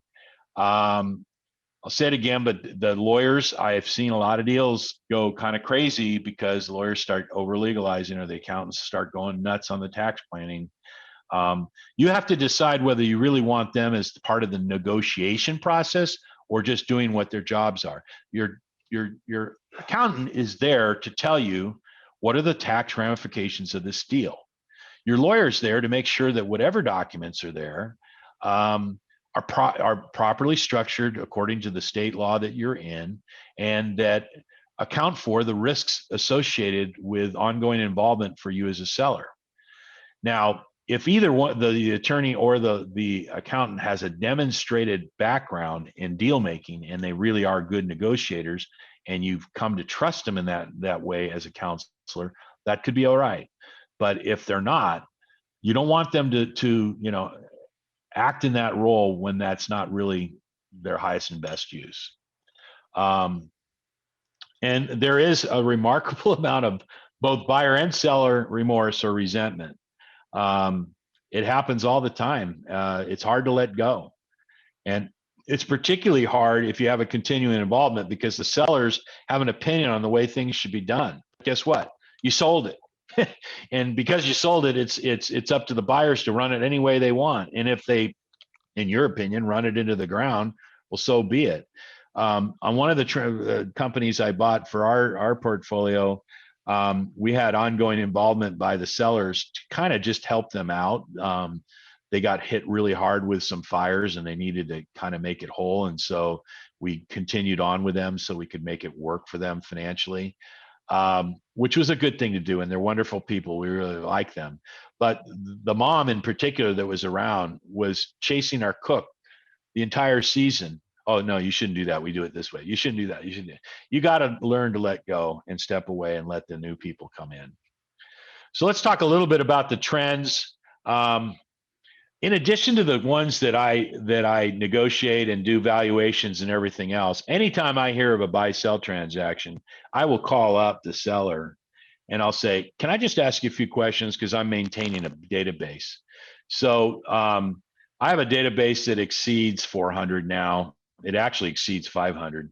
And I've categorized it in all different forms of recreation: river, rental operations, campgrounds, dude ranches, trekking, you name it, I got a category for it. And I have at least 20 to 25 examples of each one, so it's statistically valid. And then what I did is I took the purchase price and I converted it back to my method of the hybrid formula I was talking about, so that I could make sure, and I keep testing the validity of the methodology to make sure that trends aren't outstripping it. Here are some of the things that I've learned. In general, fair market value of assets has trended to be about 45% of original cost. So if you go out and buy something for $1, you use it for a year, it's on average in deals, they tend to be worth about 45%. The fair market value of real estate is driven by comps is starting to get really, really hot again in certain markets. The post-COVID scenario or during COVID scenario is profound. We are seeing a tremendous amount of interest in recreation-based areas for real estate, and it's putting a lot of pressure on pricing. The multiples, as I told you before, have been staying in that tight range of 2 to 5. Although I will tell you, I've been calculating a lot more 5s lately because some very premium properties have been coming on the market.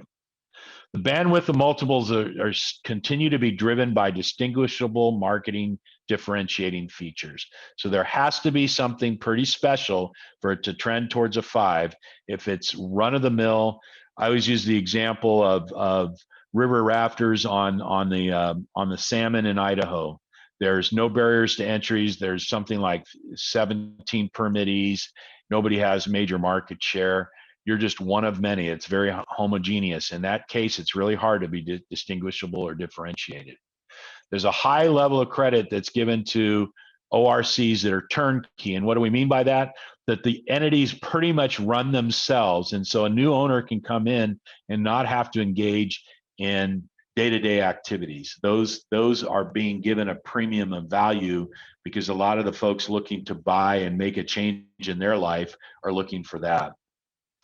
And as I indicated before, that hybrid method I developed has tracked other valuation methods with some parallel, but typically there's never an instance where a price exceeded gross sales for 1 year if you take the real estate out of it. So if somebody says 2 or 3 times gross revenue, there's just not support in historical data for that. Here's some examples of how the multiples have been coming in. River Outfitters 3.2, Dude Ranches 4 times, Trekking Bicycle 3.6, Zip Line 3.8, Horseback-based Outfitters 3.1, Recreation Destination Resorts 4.5, Hunting Outfitters 3.0, and Campground Concessionaires 4.1. So that's just a statistical average, everything in my database. This is kind of where the average of the multiples have been coming in. That doesn't mean that's your multiple, but if you were grossly below or above that, one might question, what is it about you that makes you so special or so poor that you're outside the norm? So what's selling and what's not? Outfits that are poorly priced don't sell. You put a big, huge price on it, they'll just keep walking by. Businesses that look very tired, and I'm sure you know, you see this on the real estate, and if not, turn to your real estate TV, transaction TV shows, and you'll see, you know, those fixer-uppers and how bad a tired property can look and how much it really affects whether it will even sell versus what price it's going to get. Deals that don't accommodate things that are needed by the buyer, like seller financing. Deals that don't show better than 35% EBITDA. So there's a lot of traditional businesses out there where they've chose not to up their prices. They think they're doing their customers favor. They're very comfortable operating the way they are. And the end result is they are kind of hurting the value of the business by doing that. You need to command a good profit because whoever takes this over needs to make a living off of it. Outfits that are in hyper competitive markets where there isn't a demonstration of meaningful market share. And deals that are saddled real heavy real estate are ones that require major debt financing. Those are hard to get done. So dude ranches are tough because, right now, in most of the instances, like I just got done valuing a rafting company. They're on a phenomenal section of a river. Anybody would kill to have this real estate. The business itself would never be able to generate enough revenue to just pay the debt on the value of the real estate. And that's just what happens with recreation businesses that are heavy in real estate. So wrap it up, and then I don't know if we have time for questions or not, but I'm certainly stand ready. Pick the right advisors. It's just really important. Take the time to develop a prospectus that articulates your opportunity, and begin this process early. If you think at all that you're interested in selling, start now. Start the planning process. Do a transition plan. If you're thinking about succession, sit down and do a succession plan. What another ORC got or a recreation company got is irrelevant. It's not indicative of what you're going to get. You need to base it on what you're worth, which means you got to get a good valuation done so you know where you're anchored. The other thing that can be done in a valuation process is to find out where weaknesses are that could be improved so you can get enhanced value downstream when you actually really are ready to sell. But at the end of the day, you should always know that the right price is what a willing buyer and a willing seller are willing to negotiate to. That's the right price. That's always going to be the price and the right value. Create a checklist of all the different things you need to take care of and make sure that you bring them into the fold. When it comes to Forest Service issues, you can't go way down the path of a negotiation without having a conversation with the Forest Service first, because you literally could run the risk of having your permit revoked. So with that, I'll take some questions. As I'm taking questions, I'm going to leave this slide up, there's my email and my cell. I'm happy to email you the presentation and also that to-do list. And Steve or Warren, you tell me, is there time for questions? I know I'm going right up to the break time. That's okay, Pat. We're happy to have questions. Why don't you take a few questions for 5 minutes or so? It'd be great. All right, Steve, can you see the comments? Because I've got something else on my screen. I can't see them. Okay, I will look. I don't see them right now, no. I will say one thing, Pat, since I just went through this, I bought another campground, merged with another campground concessionaire. You're right. The Forest Service is very humorless about the fact that you cannot sell or have a contract to transfer a permit. That is their right to tear up the old one and reissue it. And that process took us from March or April till December 1st to get them all. Now, part of that was the complexity of the deal, but I would say that's also complicated in the valuation. One thing that it just says you got to kind of think ahead to that, because if you valued the deal before the season and now a whole nother season has passed by, that might have, there's going to be a lot of moving wheels with the valuation and stuff. If a seasonal business, you go through an entire another season, the value at the end of a season might be different than the value at the beginning of the season, and it's going to confuse all the discussion. And we ended up planning ahead for that, fortunately, but it is tough doing acquisitions involving Forest Service permits. So I would definitely, we got help. I would definitely, tell everyone, go get help. The other one small thing I would tell you, having bought 2 large businesses now, is the only advice I would give folks being a buyer is run the company like you're going to sell it, even if you're not going to sell it 10 years from now. But these little games that some people play about running their vacation home through cost of goods sold and playing little games with taxes or not accounting for things or not booking cash, that may feel good in the near term, and I see that all the time when I've looked at buying businesses, but it's going to hammer you when you come to sell the business, because you're going to get a big discount for the trustworthiness of your financials. Because I've had people sit down and say, well, you got to take $300,000 out of cost of goods sold because I put my Flagstaff vacation home through that. Well, you know, somebody tells me that, I'm not going to trust anything he's put on paper with their financials. So The only thing I'd say to that, I get what you're saying on that, but let's be realistic. Every small business in America runs certain personal items through. So it shouldn't be shocking, and it shouldn't be offensive to any buyer that that's going to exist. The way it really works well is pre-identify it up front and present it professionally. Because it's not the fact that it exists is the issue. It's that it gets stumbled upon. And quite frankly, if somebody's asleep at the wheel and it's in there, all it's doing is making the results look poor. So it doesn't work in the favor of the seller. It works in the favor of the buyer if they don't pre-identify it. But let's take a few questions here, Steve, and see what you got here. Sure. So Lynn is asking, how is the value of a destination resort affected by not owning the land, but having an extended use, special use permit? So Great question. So you know, they're going to look at transferability first and foremost, and whether or not there's any potential whatsoever for that underlying land arrangement. And I call it arrangement because sometimes it's a lease, sometimes it's priority use permits with the right to use that land. Sometimes they're LHIs, leasehold improvements. So there's a variety of different mechanisms. I would be first zoning in on the components of what that looks like, and then look at the potential for it to transfer over to the buyer.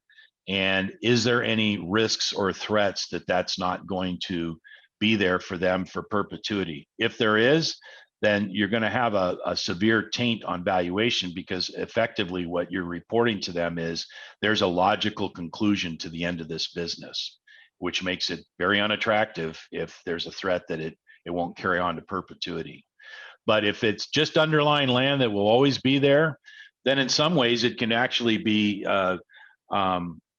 brought to life in the prospectus as a real plus, because you didn't have to buy the underlying land, but you have the usage of it. So in Montana, I did a valuation for a property that was it was kind of like I don't know what to describe it as. It was like a dude ranch resort type thing. It had a heavy outfitting, backcountry outfitting component to it for fishing and hunting, but it also brought in guests that just stayed at it. It didn't have any lease or anything else. It had all the buildings assigned to it. The Forest Service allowed those buildings to have a value attached to it. So you own the buildings, but you don't own the land, and that's how the sale went down. This is Marilee. I'm sure that question was directed towards Forest Service permittees that have resort permits. Right. You know, there's no chance that land is ever going to transfer to anybody else. It's always going to stay in federal ownership. Well, and that's key. But I have seen on some of the different permits across the country where from time to time there is a reevaluation of that arrangement, which is code speak for it. Potentially the terms of that can change, or the use on that land can change. So, but yeah, that's an important factor. There are other ones in there, Steve, that you see, or? And you cut me off whenever you guys feel the time to. I think I caught us up a little bit, but great presentation, Pat, and a lot of comments. Who found this guy? He is spot on. Very informative. Thanks so much, Pat. That was from Jennifer Rozier. Thanks, Jen. You know, everybody's dying to get a copy of your slides, so we'll get a copy and post it. We have, you know, when the participants of this session will be sending them an email, but excellent presentation. And I thank you so much for I'm glad it actually worked out this way, you know, for us to have you participate this year. Yeah, I'm in too. I know we tried last year, and I think even the year before that, and with all the different things that have been happening, you know, it just was tough to pull it together. So I'm glad to be here. Yeah, thank you very much. Could you unshare for us? Thanks. Right, I'm going to take your co-host away. Thank you very much. Pat, great job. Thank you. Thank you so much. You're welcome. All right, and we've all got your contact info, and it sounds like you're the go-to guy to help advise, you know, the future for folks. So that's great. Thank you. All right. Well, next up, we've got the, I don't know that we have time for a break. I think we're ready to just keep moving. Right, Marilee? Sure. Yeah. If Rick and his team are ready to go, we can just move right in. I think they're probably watching the clock pretty carefully and are teed up and ready, I'm sure. Okay. Marilee, this is Yes. Janelle with recreation.gov. And when I tried to share screen, it did say that the host had disabled share. Warren, can you set Janelle as a co-host? So that she can share. Okay, Yeah. she is a co-host. He's going to run their program. Yeah, thank you, Marilee. Thanks. Everyone. All right, cool. Well, next up, we've got a bunch of folks with the NRRS group that are going to be assisting in presenting, you know, an update on what's going on with recreation, the reservation system. We had a really challenging year, and I'm sure they'll talk about that a little bit. As we went through COVID this year, we were constantly opening and closing campsites and not quite sure what was going to happen in the future. So it was a very challenging year when it came to reservations. We at our company had to hire another person just to help us to keep track of the constantly changing inventory that was available. So this morning, we're going to have several folks participating in this group. Rick DeLapp is the person that's the Recreation One-Stop overseer of the contract with Booz Allen Hamilton. And he has been doing this for a long time. He's been a great partner for us here at NFRA and has brought the team together and has valued the importance of communicating on what's going on. Will Healy is the other major player in this activity, and Will has been working on preparing the Booz Allen Hamilton company for the last 10 years to get ready for this permit, so or for this contract, and has done a great job of getting us up to speed and you know, learning, adapting, changing. It's really been a evolving project for Booz Allen Hamilton. Also, Sue Valente is our Forest Service contact. She's the Forest Service Agency Program Manager to rec.gov, and she has been sharing that responsibility, or recently has asked for assistance and gotten some help from Griff Shireman from the Forest Service, who's also a Forest Service Program Manager for rec.gov. I think today we're also going to be hearing from some of the other folks that are there to assist. There's Ryan McDougall. He is the Camping Product Manager for Booz Allen Hamilton. And Jeff Leon is probably his supervisor as the Senior Product Manager. So there's a big team of folks that are going to be helping to go through this presentation. So I guess Rick or Will, I'm going to turn it over to you right now and let you guys take it away. Okay, great. It's great to see you, Steve. And thanks to you and Warren and Marilee for including us on the agenda again. I know this has been a quite a year, and we missed our annual trip to Reno in the fall. Hopefully that can return soon. But, you know, last year was interesting. We started 2020 like on record pace. We were with record numbers of reservations, really high satisfaction scores, followed by immediately record numbers of cancellations, refunds, closures, and our dissatisfaction scores like went through the roof. People just frustrated with the whole situation. However, as you guys probably noticed, by July and August, the demand from visitors suddenly went back through the roof. People couldn't travel abroad.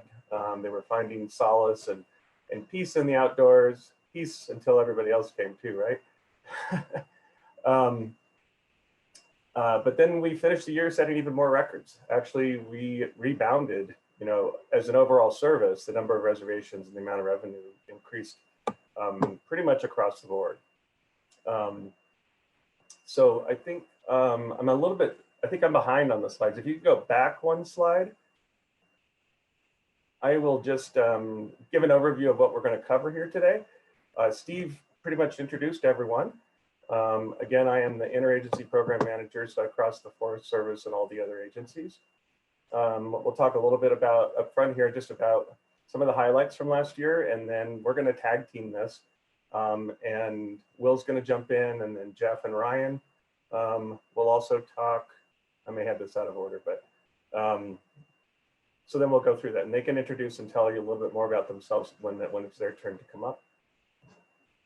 Okay, and we can go to the next slide. So as I mentioned before, the first part of 2020 was record setting. Site traffic increased by 29% prior to COVID, and transactions were up 39%. Looking like a really good year. Our customer satisfaction score was at its highest level ever, and we were really feeling good about how the platform was maturing and providing the services needed. But then, as we know, it was about a year ago, maybe a couple of weeks, give or take, the traffic just plummeted. People were, you know, trying to figure out how they were going to manage their vacations, manage their lives, manage their income and everything. And so people pulled back, and we did a record numbers of refunds. Thanks to Booz Allen, we were able to implement some tools that allowed us to automate that more, since it was kind of out of the ordinary. But our goals were, you know, and the same as yours, I'm sure, was to keep your staff and the public safe and informed as best as we could.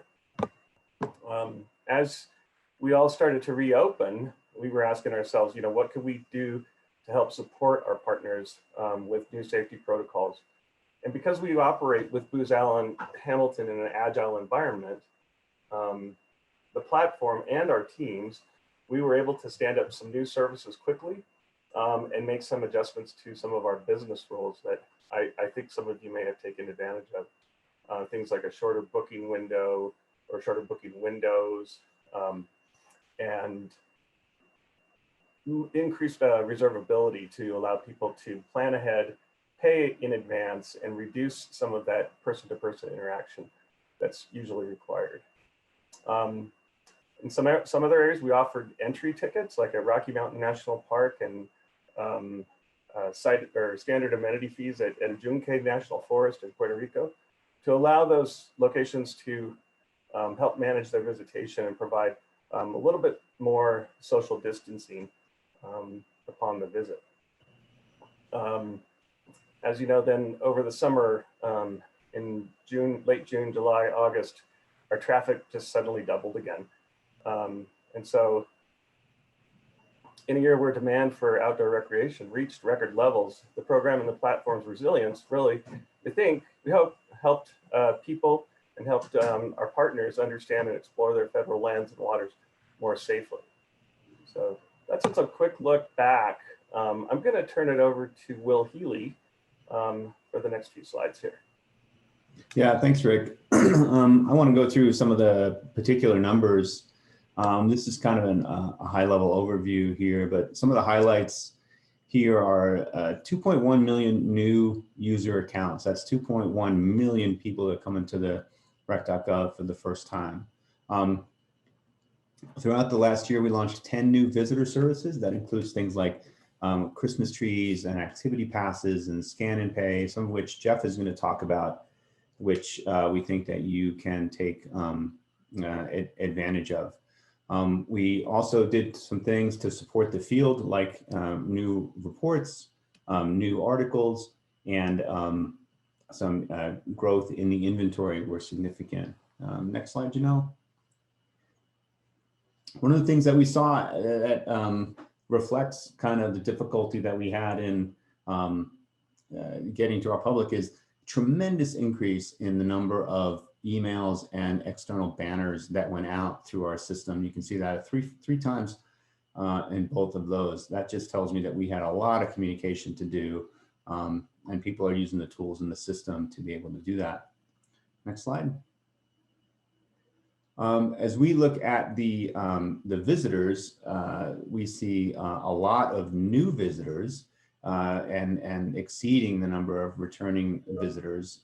So again, this points to me that people are trying to find us, trying to do more with the site and discovering outdoor recreation. Next slide, please. This is an interesting one to me, as Rick spoke about. Here's some of the details. If you look at the slide on the graph on the left, you can see that in January or the fall and the beginning of the year, we were operating pretty high, 35% year over year. And then obviously in March, the last half of March and April, went down tremendously, cut the entire stuff in half. This is sessions on the site. We'll look at reservations in a minute. And then by the time we got to July, we were doubled where we were last year. And if you look at the 5-year graph, you can see just it, you know, some natural growth over the last 5 years, but this year was just a tremendous amount of sessions on the site. And then next slide will show us reservations following a similar trend. First part of the year, we saw some natural growth.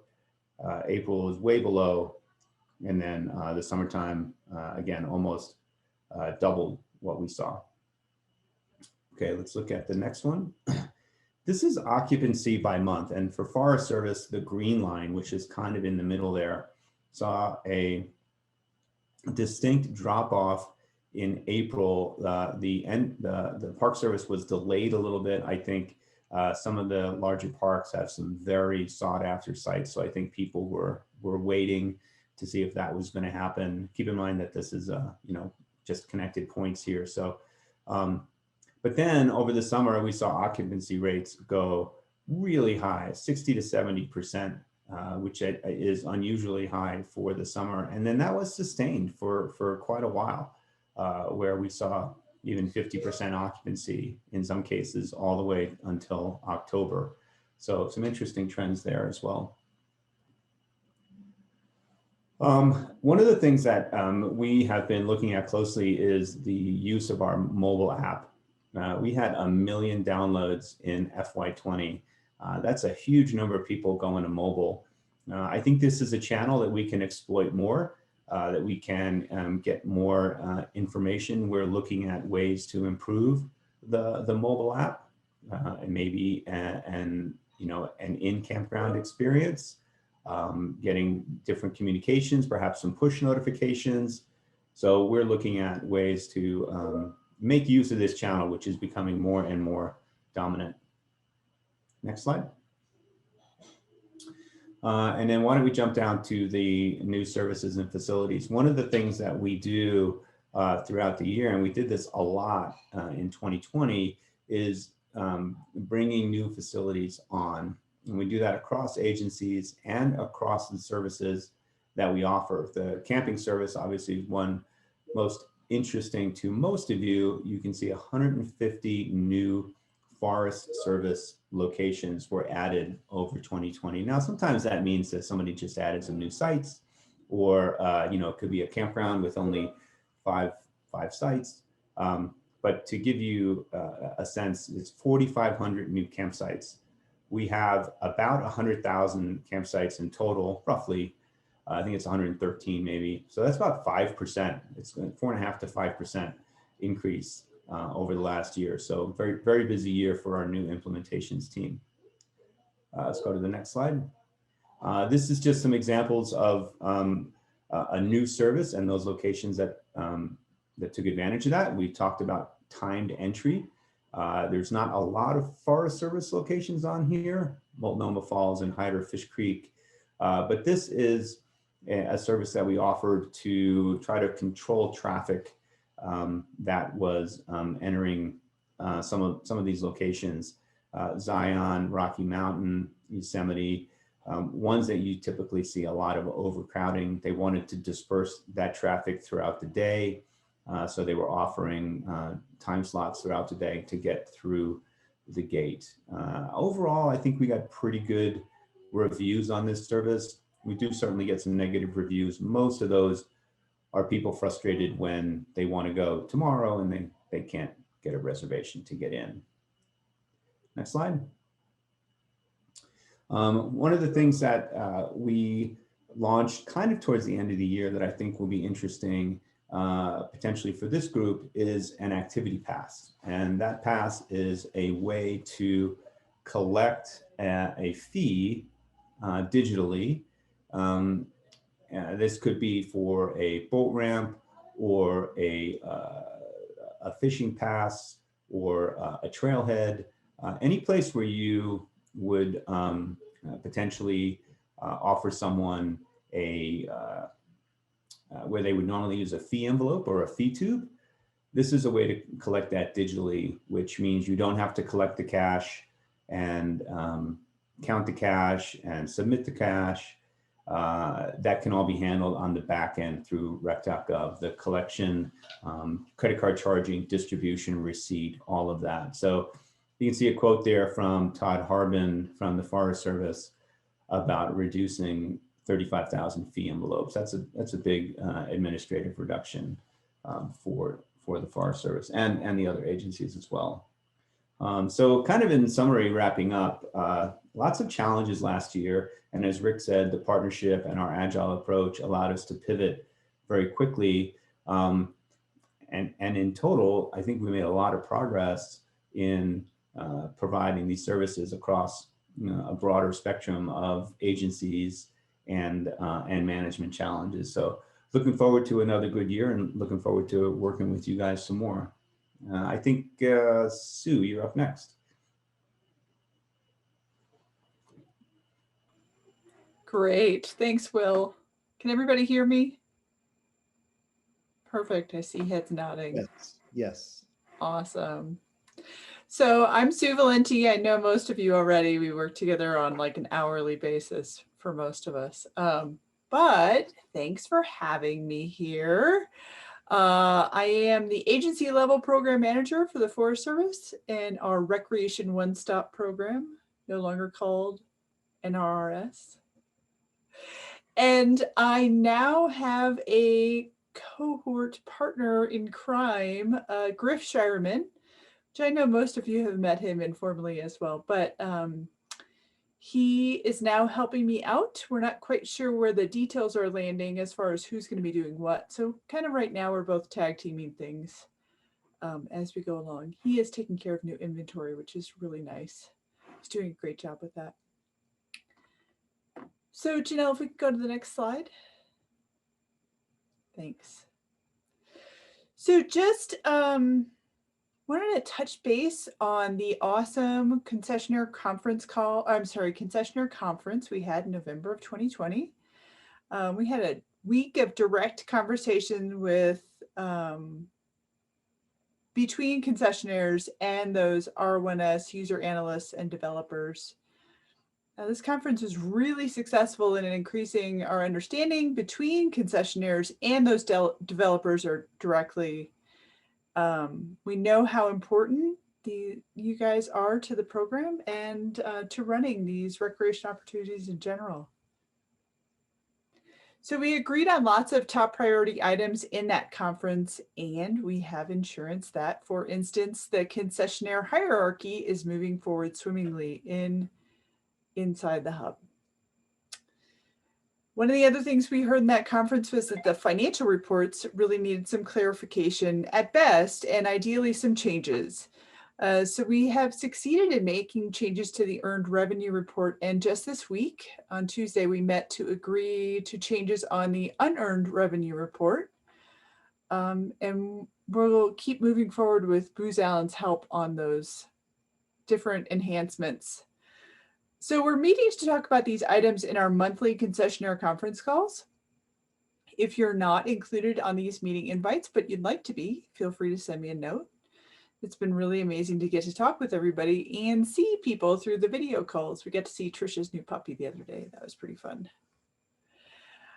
So we also talked on, and Will just highlighted some of the new improvements we've got coming through the system this spring. For instance, the Scan and Pay, which is like the digital fee tube solution. We're ramping up on deploying that pilot scenario. And a few concessionaires have reached out to ensure they're included in that pilot payment system, which is where you would scan a QR code and pay, whereas alternatively you take cash through a fee tube. So if you'd like to get in on those details, send me a note. We can have an update meeting as to where the progress is at, or we can just send you the intake forms and you can kind of mull it over. Next month in our concessionaire conference call, we hope to have a special presentation on the new help desk functionality and how you can more directly track changes and progress on your cases in the hub. And for future months, I have ideas, but I'd love to hear yours. Let me know what you'd like to discuss as a group, either by putting it in chat or by sending me a note. Janelle, if we can go to the next slide. Thank you. So in 2020 spring, we had a training opportunity that was very well received from the Forest Service employees. And I'm not quite sure that it was open wide to concessionaires, so we're expanding that opportunity this year. It's my intention to have invited all of the concessionaires, and then you can just ignore the ones that you don't want to come to. Sorry if there's a lot of emails flying around. The invites have my detailed agenda, so you hopefully can even see if you'd like to attend part, but not all of the training. And finally, I really see some need for some sort of web page or something that we can direct ourselves to, for instance, to post-recorded trainings. We're working now to create a solution within the Help Center and hopefully be able to introduce that page at our next concessionaire coordination call. But if you have any other ideas on how we can make use of a web page, let me know. You know, my Google site got shut down by Big Brother. I didn't like that, understandably.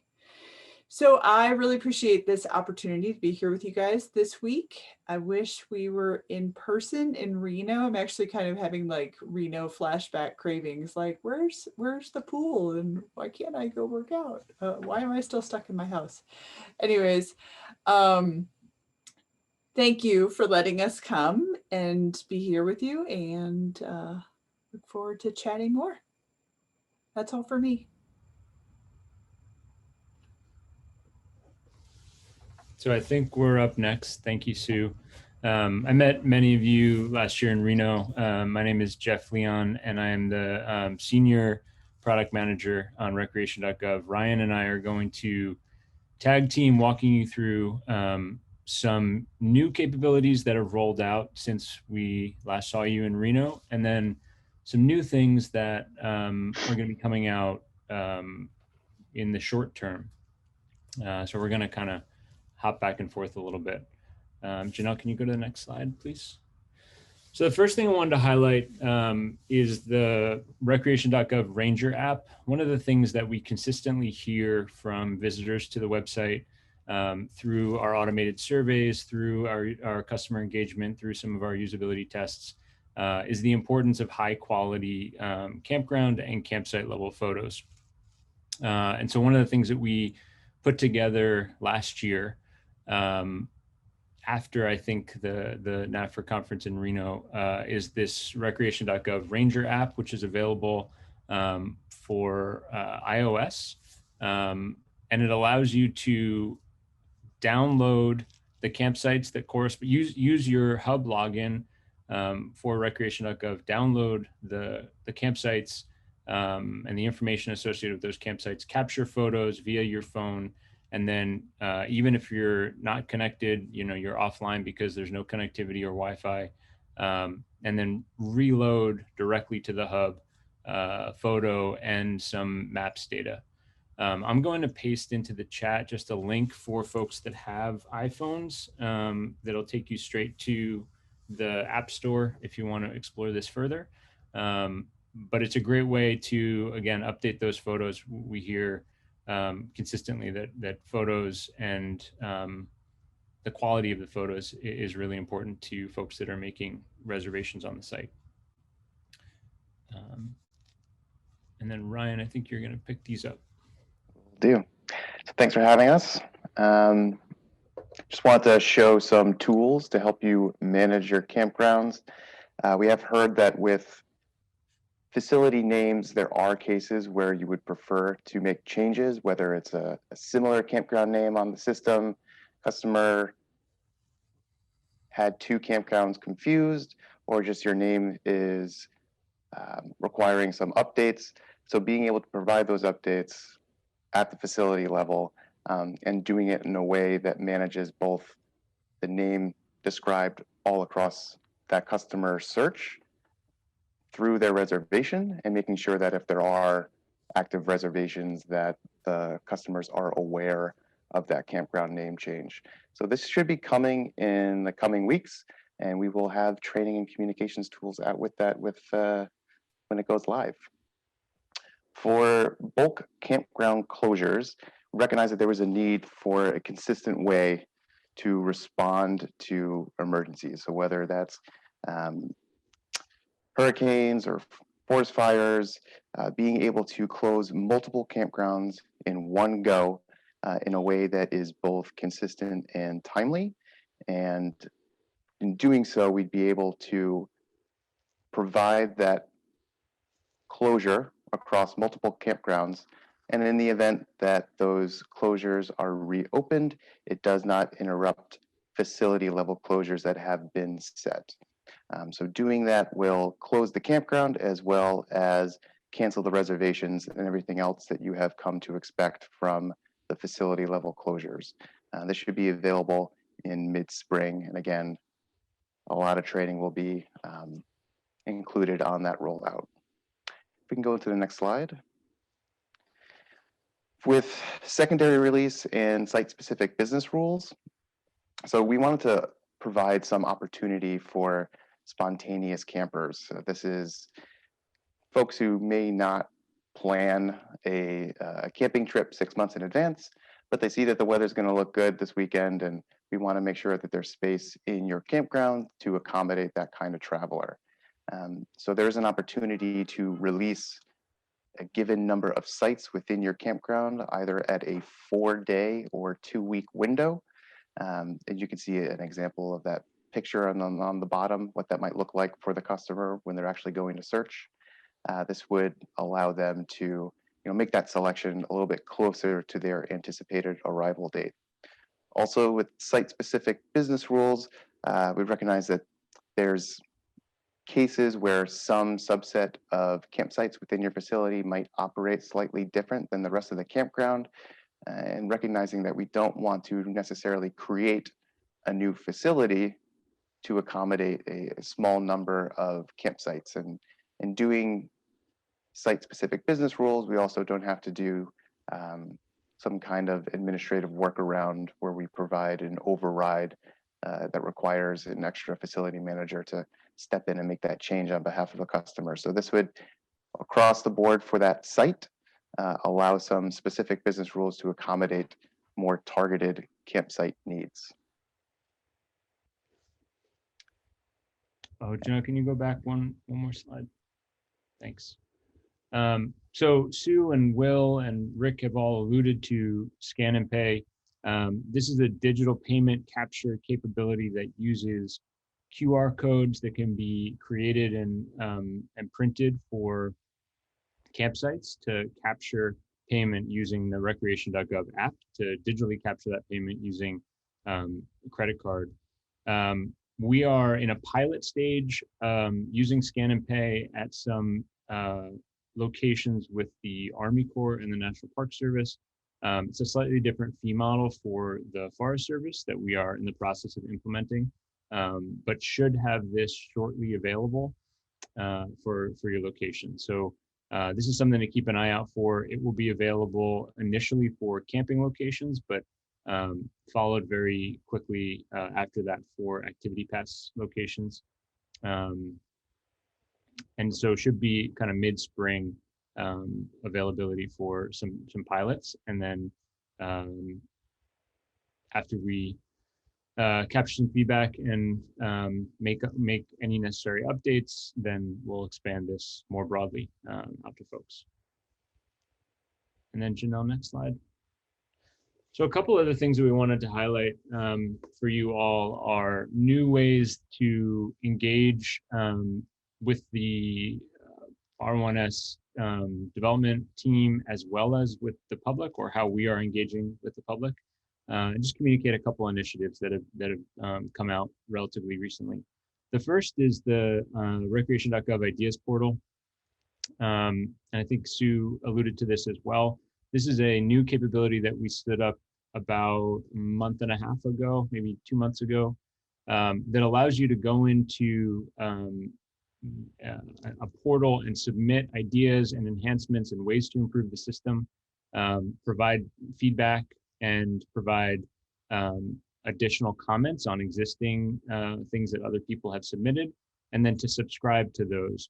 And we are on a regular basis, every couple of weeks or so, which aligns to our software development cadence, going in, grooming these, taking the ones that seem to provide the most value across the board and pulling those into the work that we're doing. So in a very agile way, trying to make sure that we are soliciting and capturing feedback from you all, and using this as a place where we can continue to understand, how you're using the system and how to make it better. And then the last thing that I wanted to highlight here was a nice feature that we stood up, Share Your Story contest, which is a contest that folks that have used the system can go in and upload photos and stories about how they've experienced the outdoors, and how the outdoors have provided solace and adventure, and just a place for them to sort of ride out what has been a pretty challenging and difficult year for folks. We've got some really amazing submissions to this, and wanted to just share that with you all, because obviously you're on the front lines there, helping people to really engage with the outdoors, and the outdoors have really been an important place for people. So Janelle, if you can go to the next slide, we've just selected a couple to call out, and you can go into the recreation.gov public-facing website, and you can comb through all of these. We've received over 500 submissions at this point. We just opened it up in February, or early February. Just want to highlight a couple of stories that were really kind of amazing stories about how folks were using the outdoors.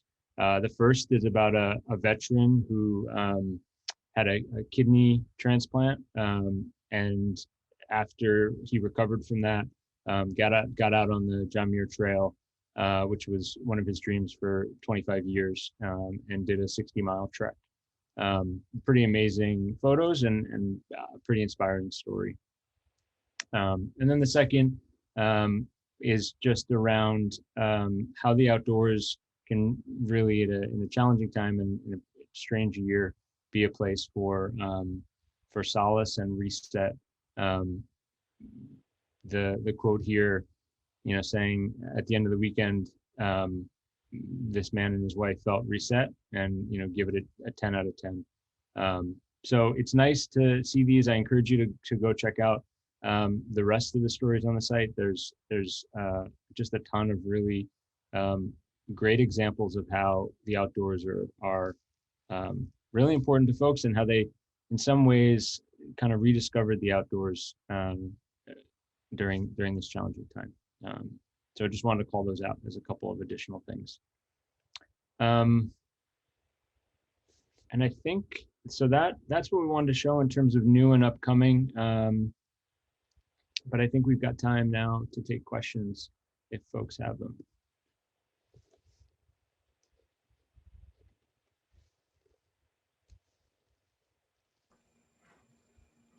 Who's going on vacation first? That's my question.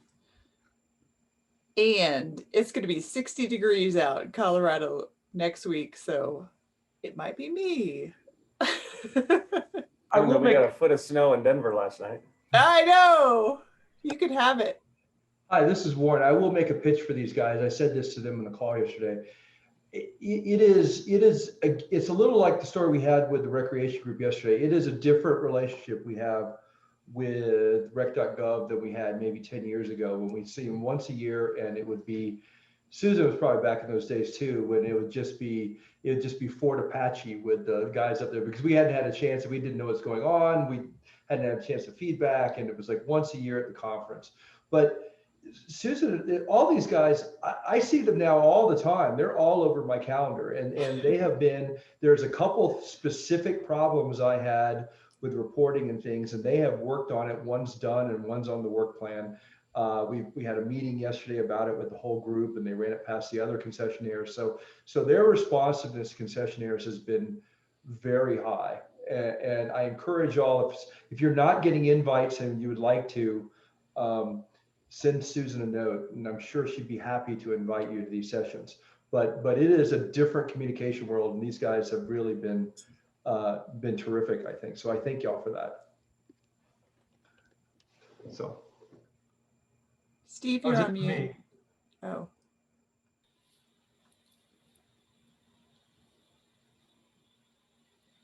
Yeah, I echo the same comments as Warren. We've really enjoyed additional communication and problem solving from you guys, and it's just it's great to see that.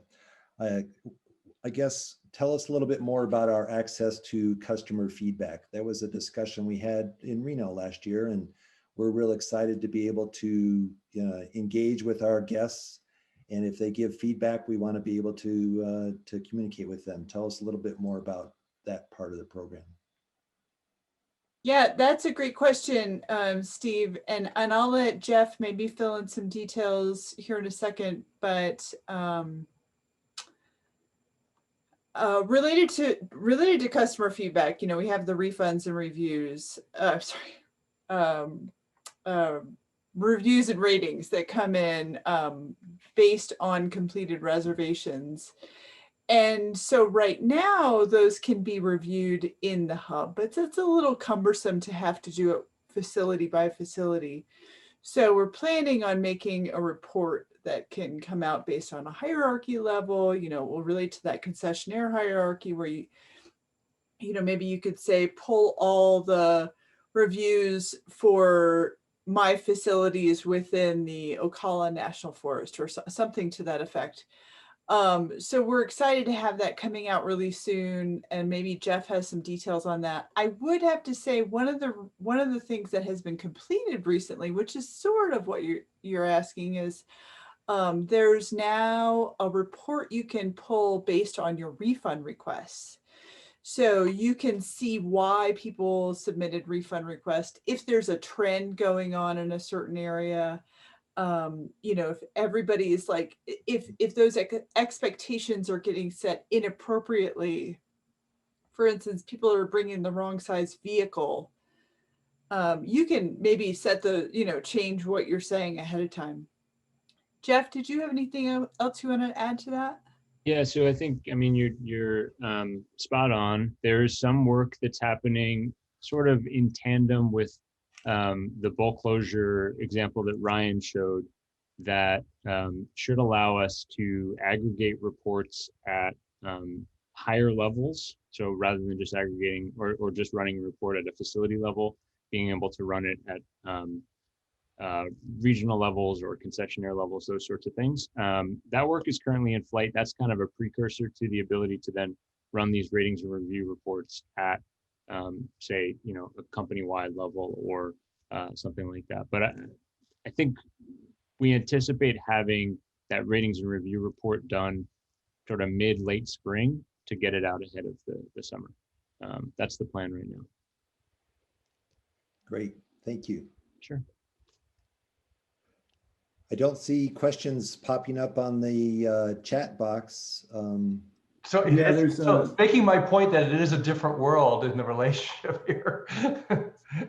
Steve, there's one question in chat from Mark on the transactional API, and I know this. Mark and I have been talking about this for a couple of years, and sadly, Mark, I'm not able to report that there's a lot of progress there. we have been exploring it a little bit, both from policy and from a technical perspective, but we're not going to see anything, out in the public domain, I think, for a little while. Rick, I don't know if you have any other thoughts to add for Mark. Yeah, just Mark, one of the things that we've done is we've made some proposals about how we might do it to the agencies. And there's a significant concern about our security perimeter being expanded beyond the authority to operate that we operate under now. So that has not been resolved at any of the agencies. So we're looking into some alternatives for kind of third-party data sharing. But right now, I think as Will had mentioned above, that we are offering the availability API, which allows you to see real-time availability on your site, but it does not allow you to book through without clicking over to us. And Steve and Marilee, if it's okay, I might put a question to the group, coming back to photos and maps that we mentioned earlier. It's a significant amount of locations that are missing photos and maps, and it's above 40% across our entire site. And what I would ask is, if there are locations out there, if you're operating a location that does not have photos on there, can you tell us more about what's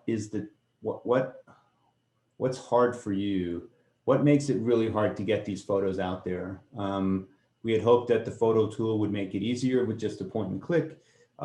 Maybe it's occupancy, maybe it's weather, maybe it's just time. So as we're trying to think of solutions to try to cut that number down, it'd be helpful to hear from you what kind of problems we can help solve. Well, this is Marilee.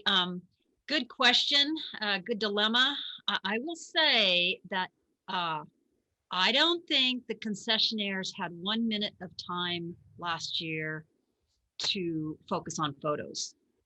So perhaps 2021, they will be not jammed so much in writing COVID plans and dealing with PPE equipment and all that sort of stuff. So maybe this is a better time for them to be able to move forward with that, is just kind of my gut feeling after talking to many of them and listening to their stories and whatnot. Obviously that's one that I can't really help solve, Marilee, so, right. But I do appreciate it. And I recognize that it's just a reality of the business. And, yeah. We were, let's call us behind the scenes here. We're scrambling every day last year. Right. Once we thought we would get rid of defects, we thought it would get easy, and it didn't. Right. But so if there are other things out there, like, that, we talked a couple of ideas on some slight improvements, but please let us know. Let us help you, because I think ultimately that's going to help. When I shop for a campsite, I want to see it, right? And I'm kind of pulled away, right? So we're brainstorming ideas right now on how to help with that. And maybe if you design a message that you want us to at least send out to our members to nudge them. That'd be great. Because sometimes if the message constantly comes from one source, either you or from me, people sort of get numb to it. And so maybe if it just comes from us saying, and maybe it's, pick the absolute best season for your campground. Is it spring? Right. Is it summer? Is it the beautiful fall colors? Let's get it out there. And I think maybe if we work on it now, yep, as they're opening their campgrounds, maybe they can, if it's just a point and shoot deal, maybe they can have that. They'll have 30 seconds to do that this year that I don't think they had last year. Great. I appreciate you offering that, and we'll do that. By the way, when I see an email from Marilee Reese, it's open immediately. I know it's important. So. That's a little scary. Thank you. I can't thank you guys. You guys, when I say, hey, you want to come to NFRA, you guys are like, so dependable. And I just want to thank all of you for stepping up once again. And I was going through some photos the other day. I wanted to get some photos up, and oh gosh, there's Rick, you go way back in the NFRA conferences, you and Sue, and Will, you're in quite a few of them too. So we really appreciate you guys very much. And I know that you've had several conferences with the concessionaires, but so I appreciate you coming to our conference as well as everything else that you've been doing. Yeah, I would add on to Will's thought there with the photo, and thank you, Marilee. That's really nice to say. It's one of the highlights of the year for sure. But I think we should talk about the Ranger app in one of our upcoming conference calls and the realities of how to make it work on the ground, how to set up that host role for, maybe somebody who can float around to your different campgrounds. Just give them a host role in there so they can start uploading photos and in their spare time. Or maybe they can give it to their kid who's out visiting for the weekend or something, Yeah, I think the other thing that complicated it last summer was the fire. Oh, yeah. People, once they got open, then they were rescuing employees and shutting down sites and moving equipment. And then they were shut out. The Forest Service said, the whole darn place is closed. So it just mentally, they were just not there to get the photos. I am with you on that one. We had one of the biggest fires in Colorado burning a mile north of my house. So it was tough. We're still some PTSD definitely on that one. Yeah. So I think the Ranger air out of I think that Ranger app will be very helpful. I think that was our restriction or our challenge in the past, Will, was we had so many photos, and then we would ask the campground host, to send those into the corporate office, and we were trying to process them and rename them and label them and get them transferred. And then the quality that the photo was shot in was not a good one. So it didn't really get uploaded. So I think if the Ranger app is a simple, easy way to get photos directly from the campground hosts to you guys, we should be able to do that. So we're looking forward to, rolling that out this year. Yeah, Silvana noted something in the chat there that we responded to about the difference between iOS and Android. And we've looked at that. And I recognize that, the phones are not necessarily available or assigned. It probably takes, an hour or so in total to do, average size campsite. So you can get your hands on a borrowed phone for a short term, download the Ranger app, log it in, get your photos done, and then just delete it and give the phone back. So I hope we can help there. We have looked at doing it for other phone types, but it's actually honestly a couple of months for us to do the development on that, to get that over there, and we want to make sure that it actually is going to have an impact, and that's hard for us to figure out. So we'll still kind of mull over solutions. And thank you, Kim, for adding to that. Just a thought on that, Will. Many of the campground hosts that might be the ones in the field taking the pictures. I mean, a lot of them have the Apple phones, but a lot of them have, maybe a less expensive phone. Yeah. So that's, if those are going to be the people taking your pictures, they may not be, have the high-end Apple phones. Understand. I'm just getting excited about traveling to all the campgrounds and taking photos for you guys. So yeah, yes. If you need me to go out and take pictures, I'll do that all summer long. Right? I'll go to all your equestrian campgrounds. Perfect. Send me a phone and I'm on my way. Yeah. What other questions are out there, folks? We're excited about getting the scan and pay up and running at a couple locations. We've got a place in Colorado that we're seriously looking at an expanded scan and pay option. And so we are already in conversation with Sue about that.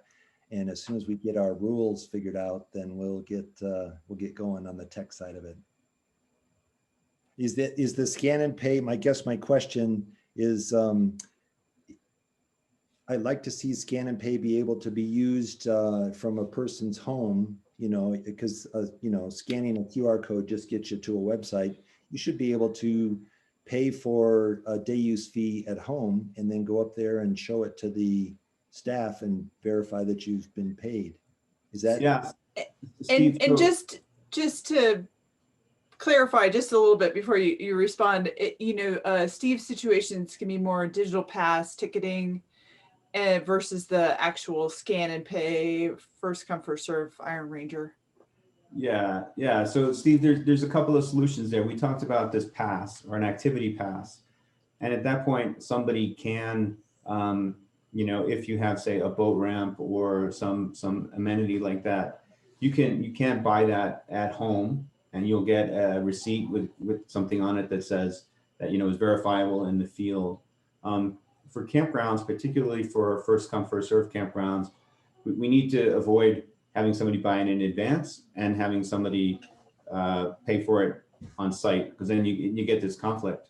But what we want to do is reduce cash collections, right? So if you normally have something that you pay for in the field, if you use the app and you scan the QR code, it won't just take you to a website. If you scan it with the app, it will tell you, you enter some data, and it will tell you how much you pay, and you actually complete the payment right there using that QR code as the payment information, the site information, and all of that.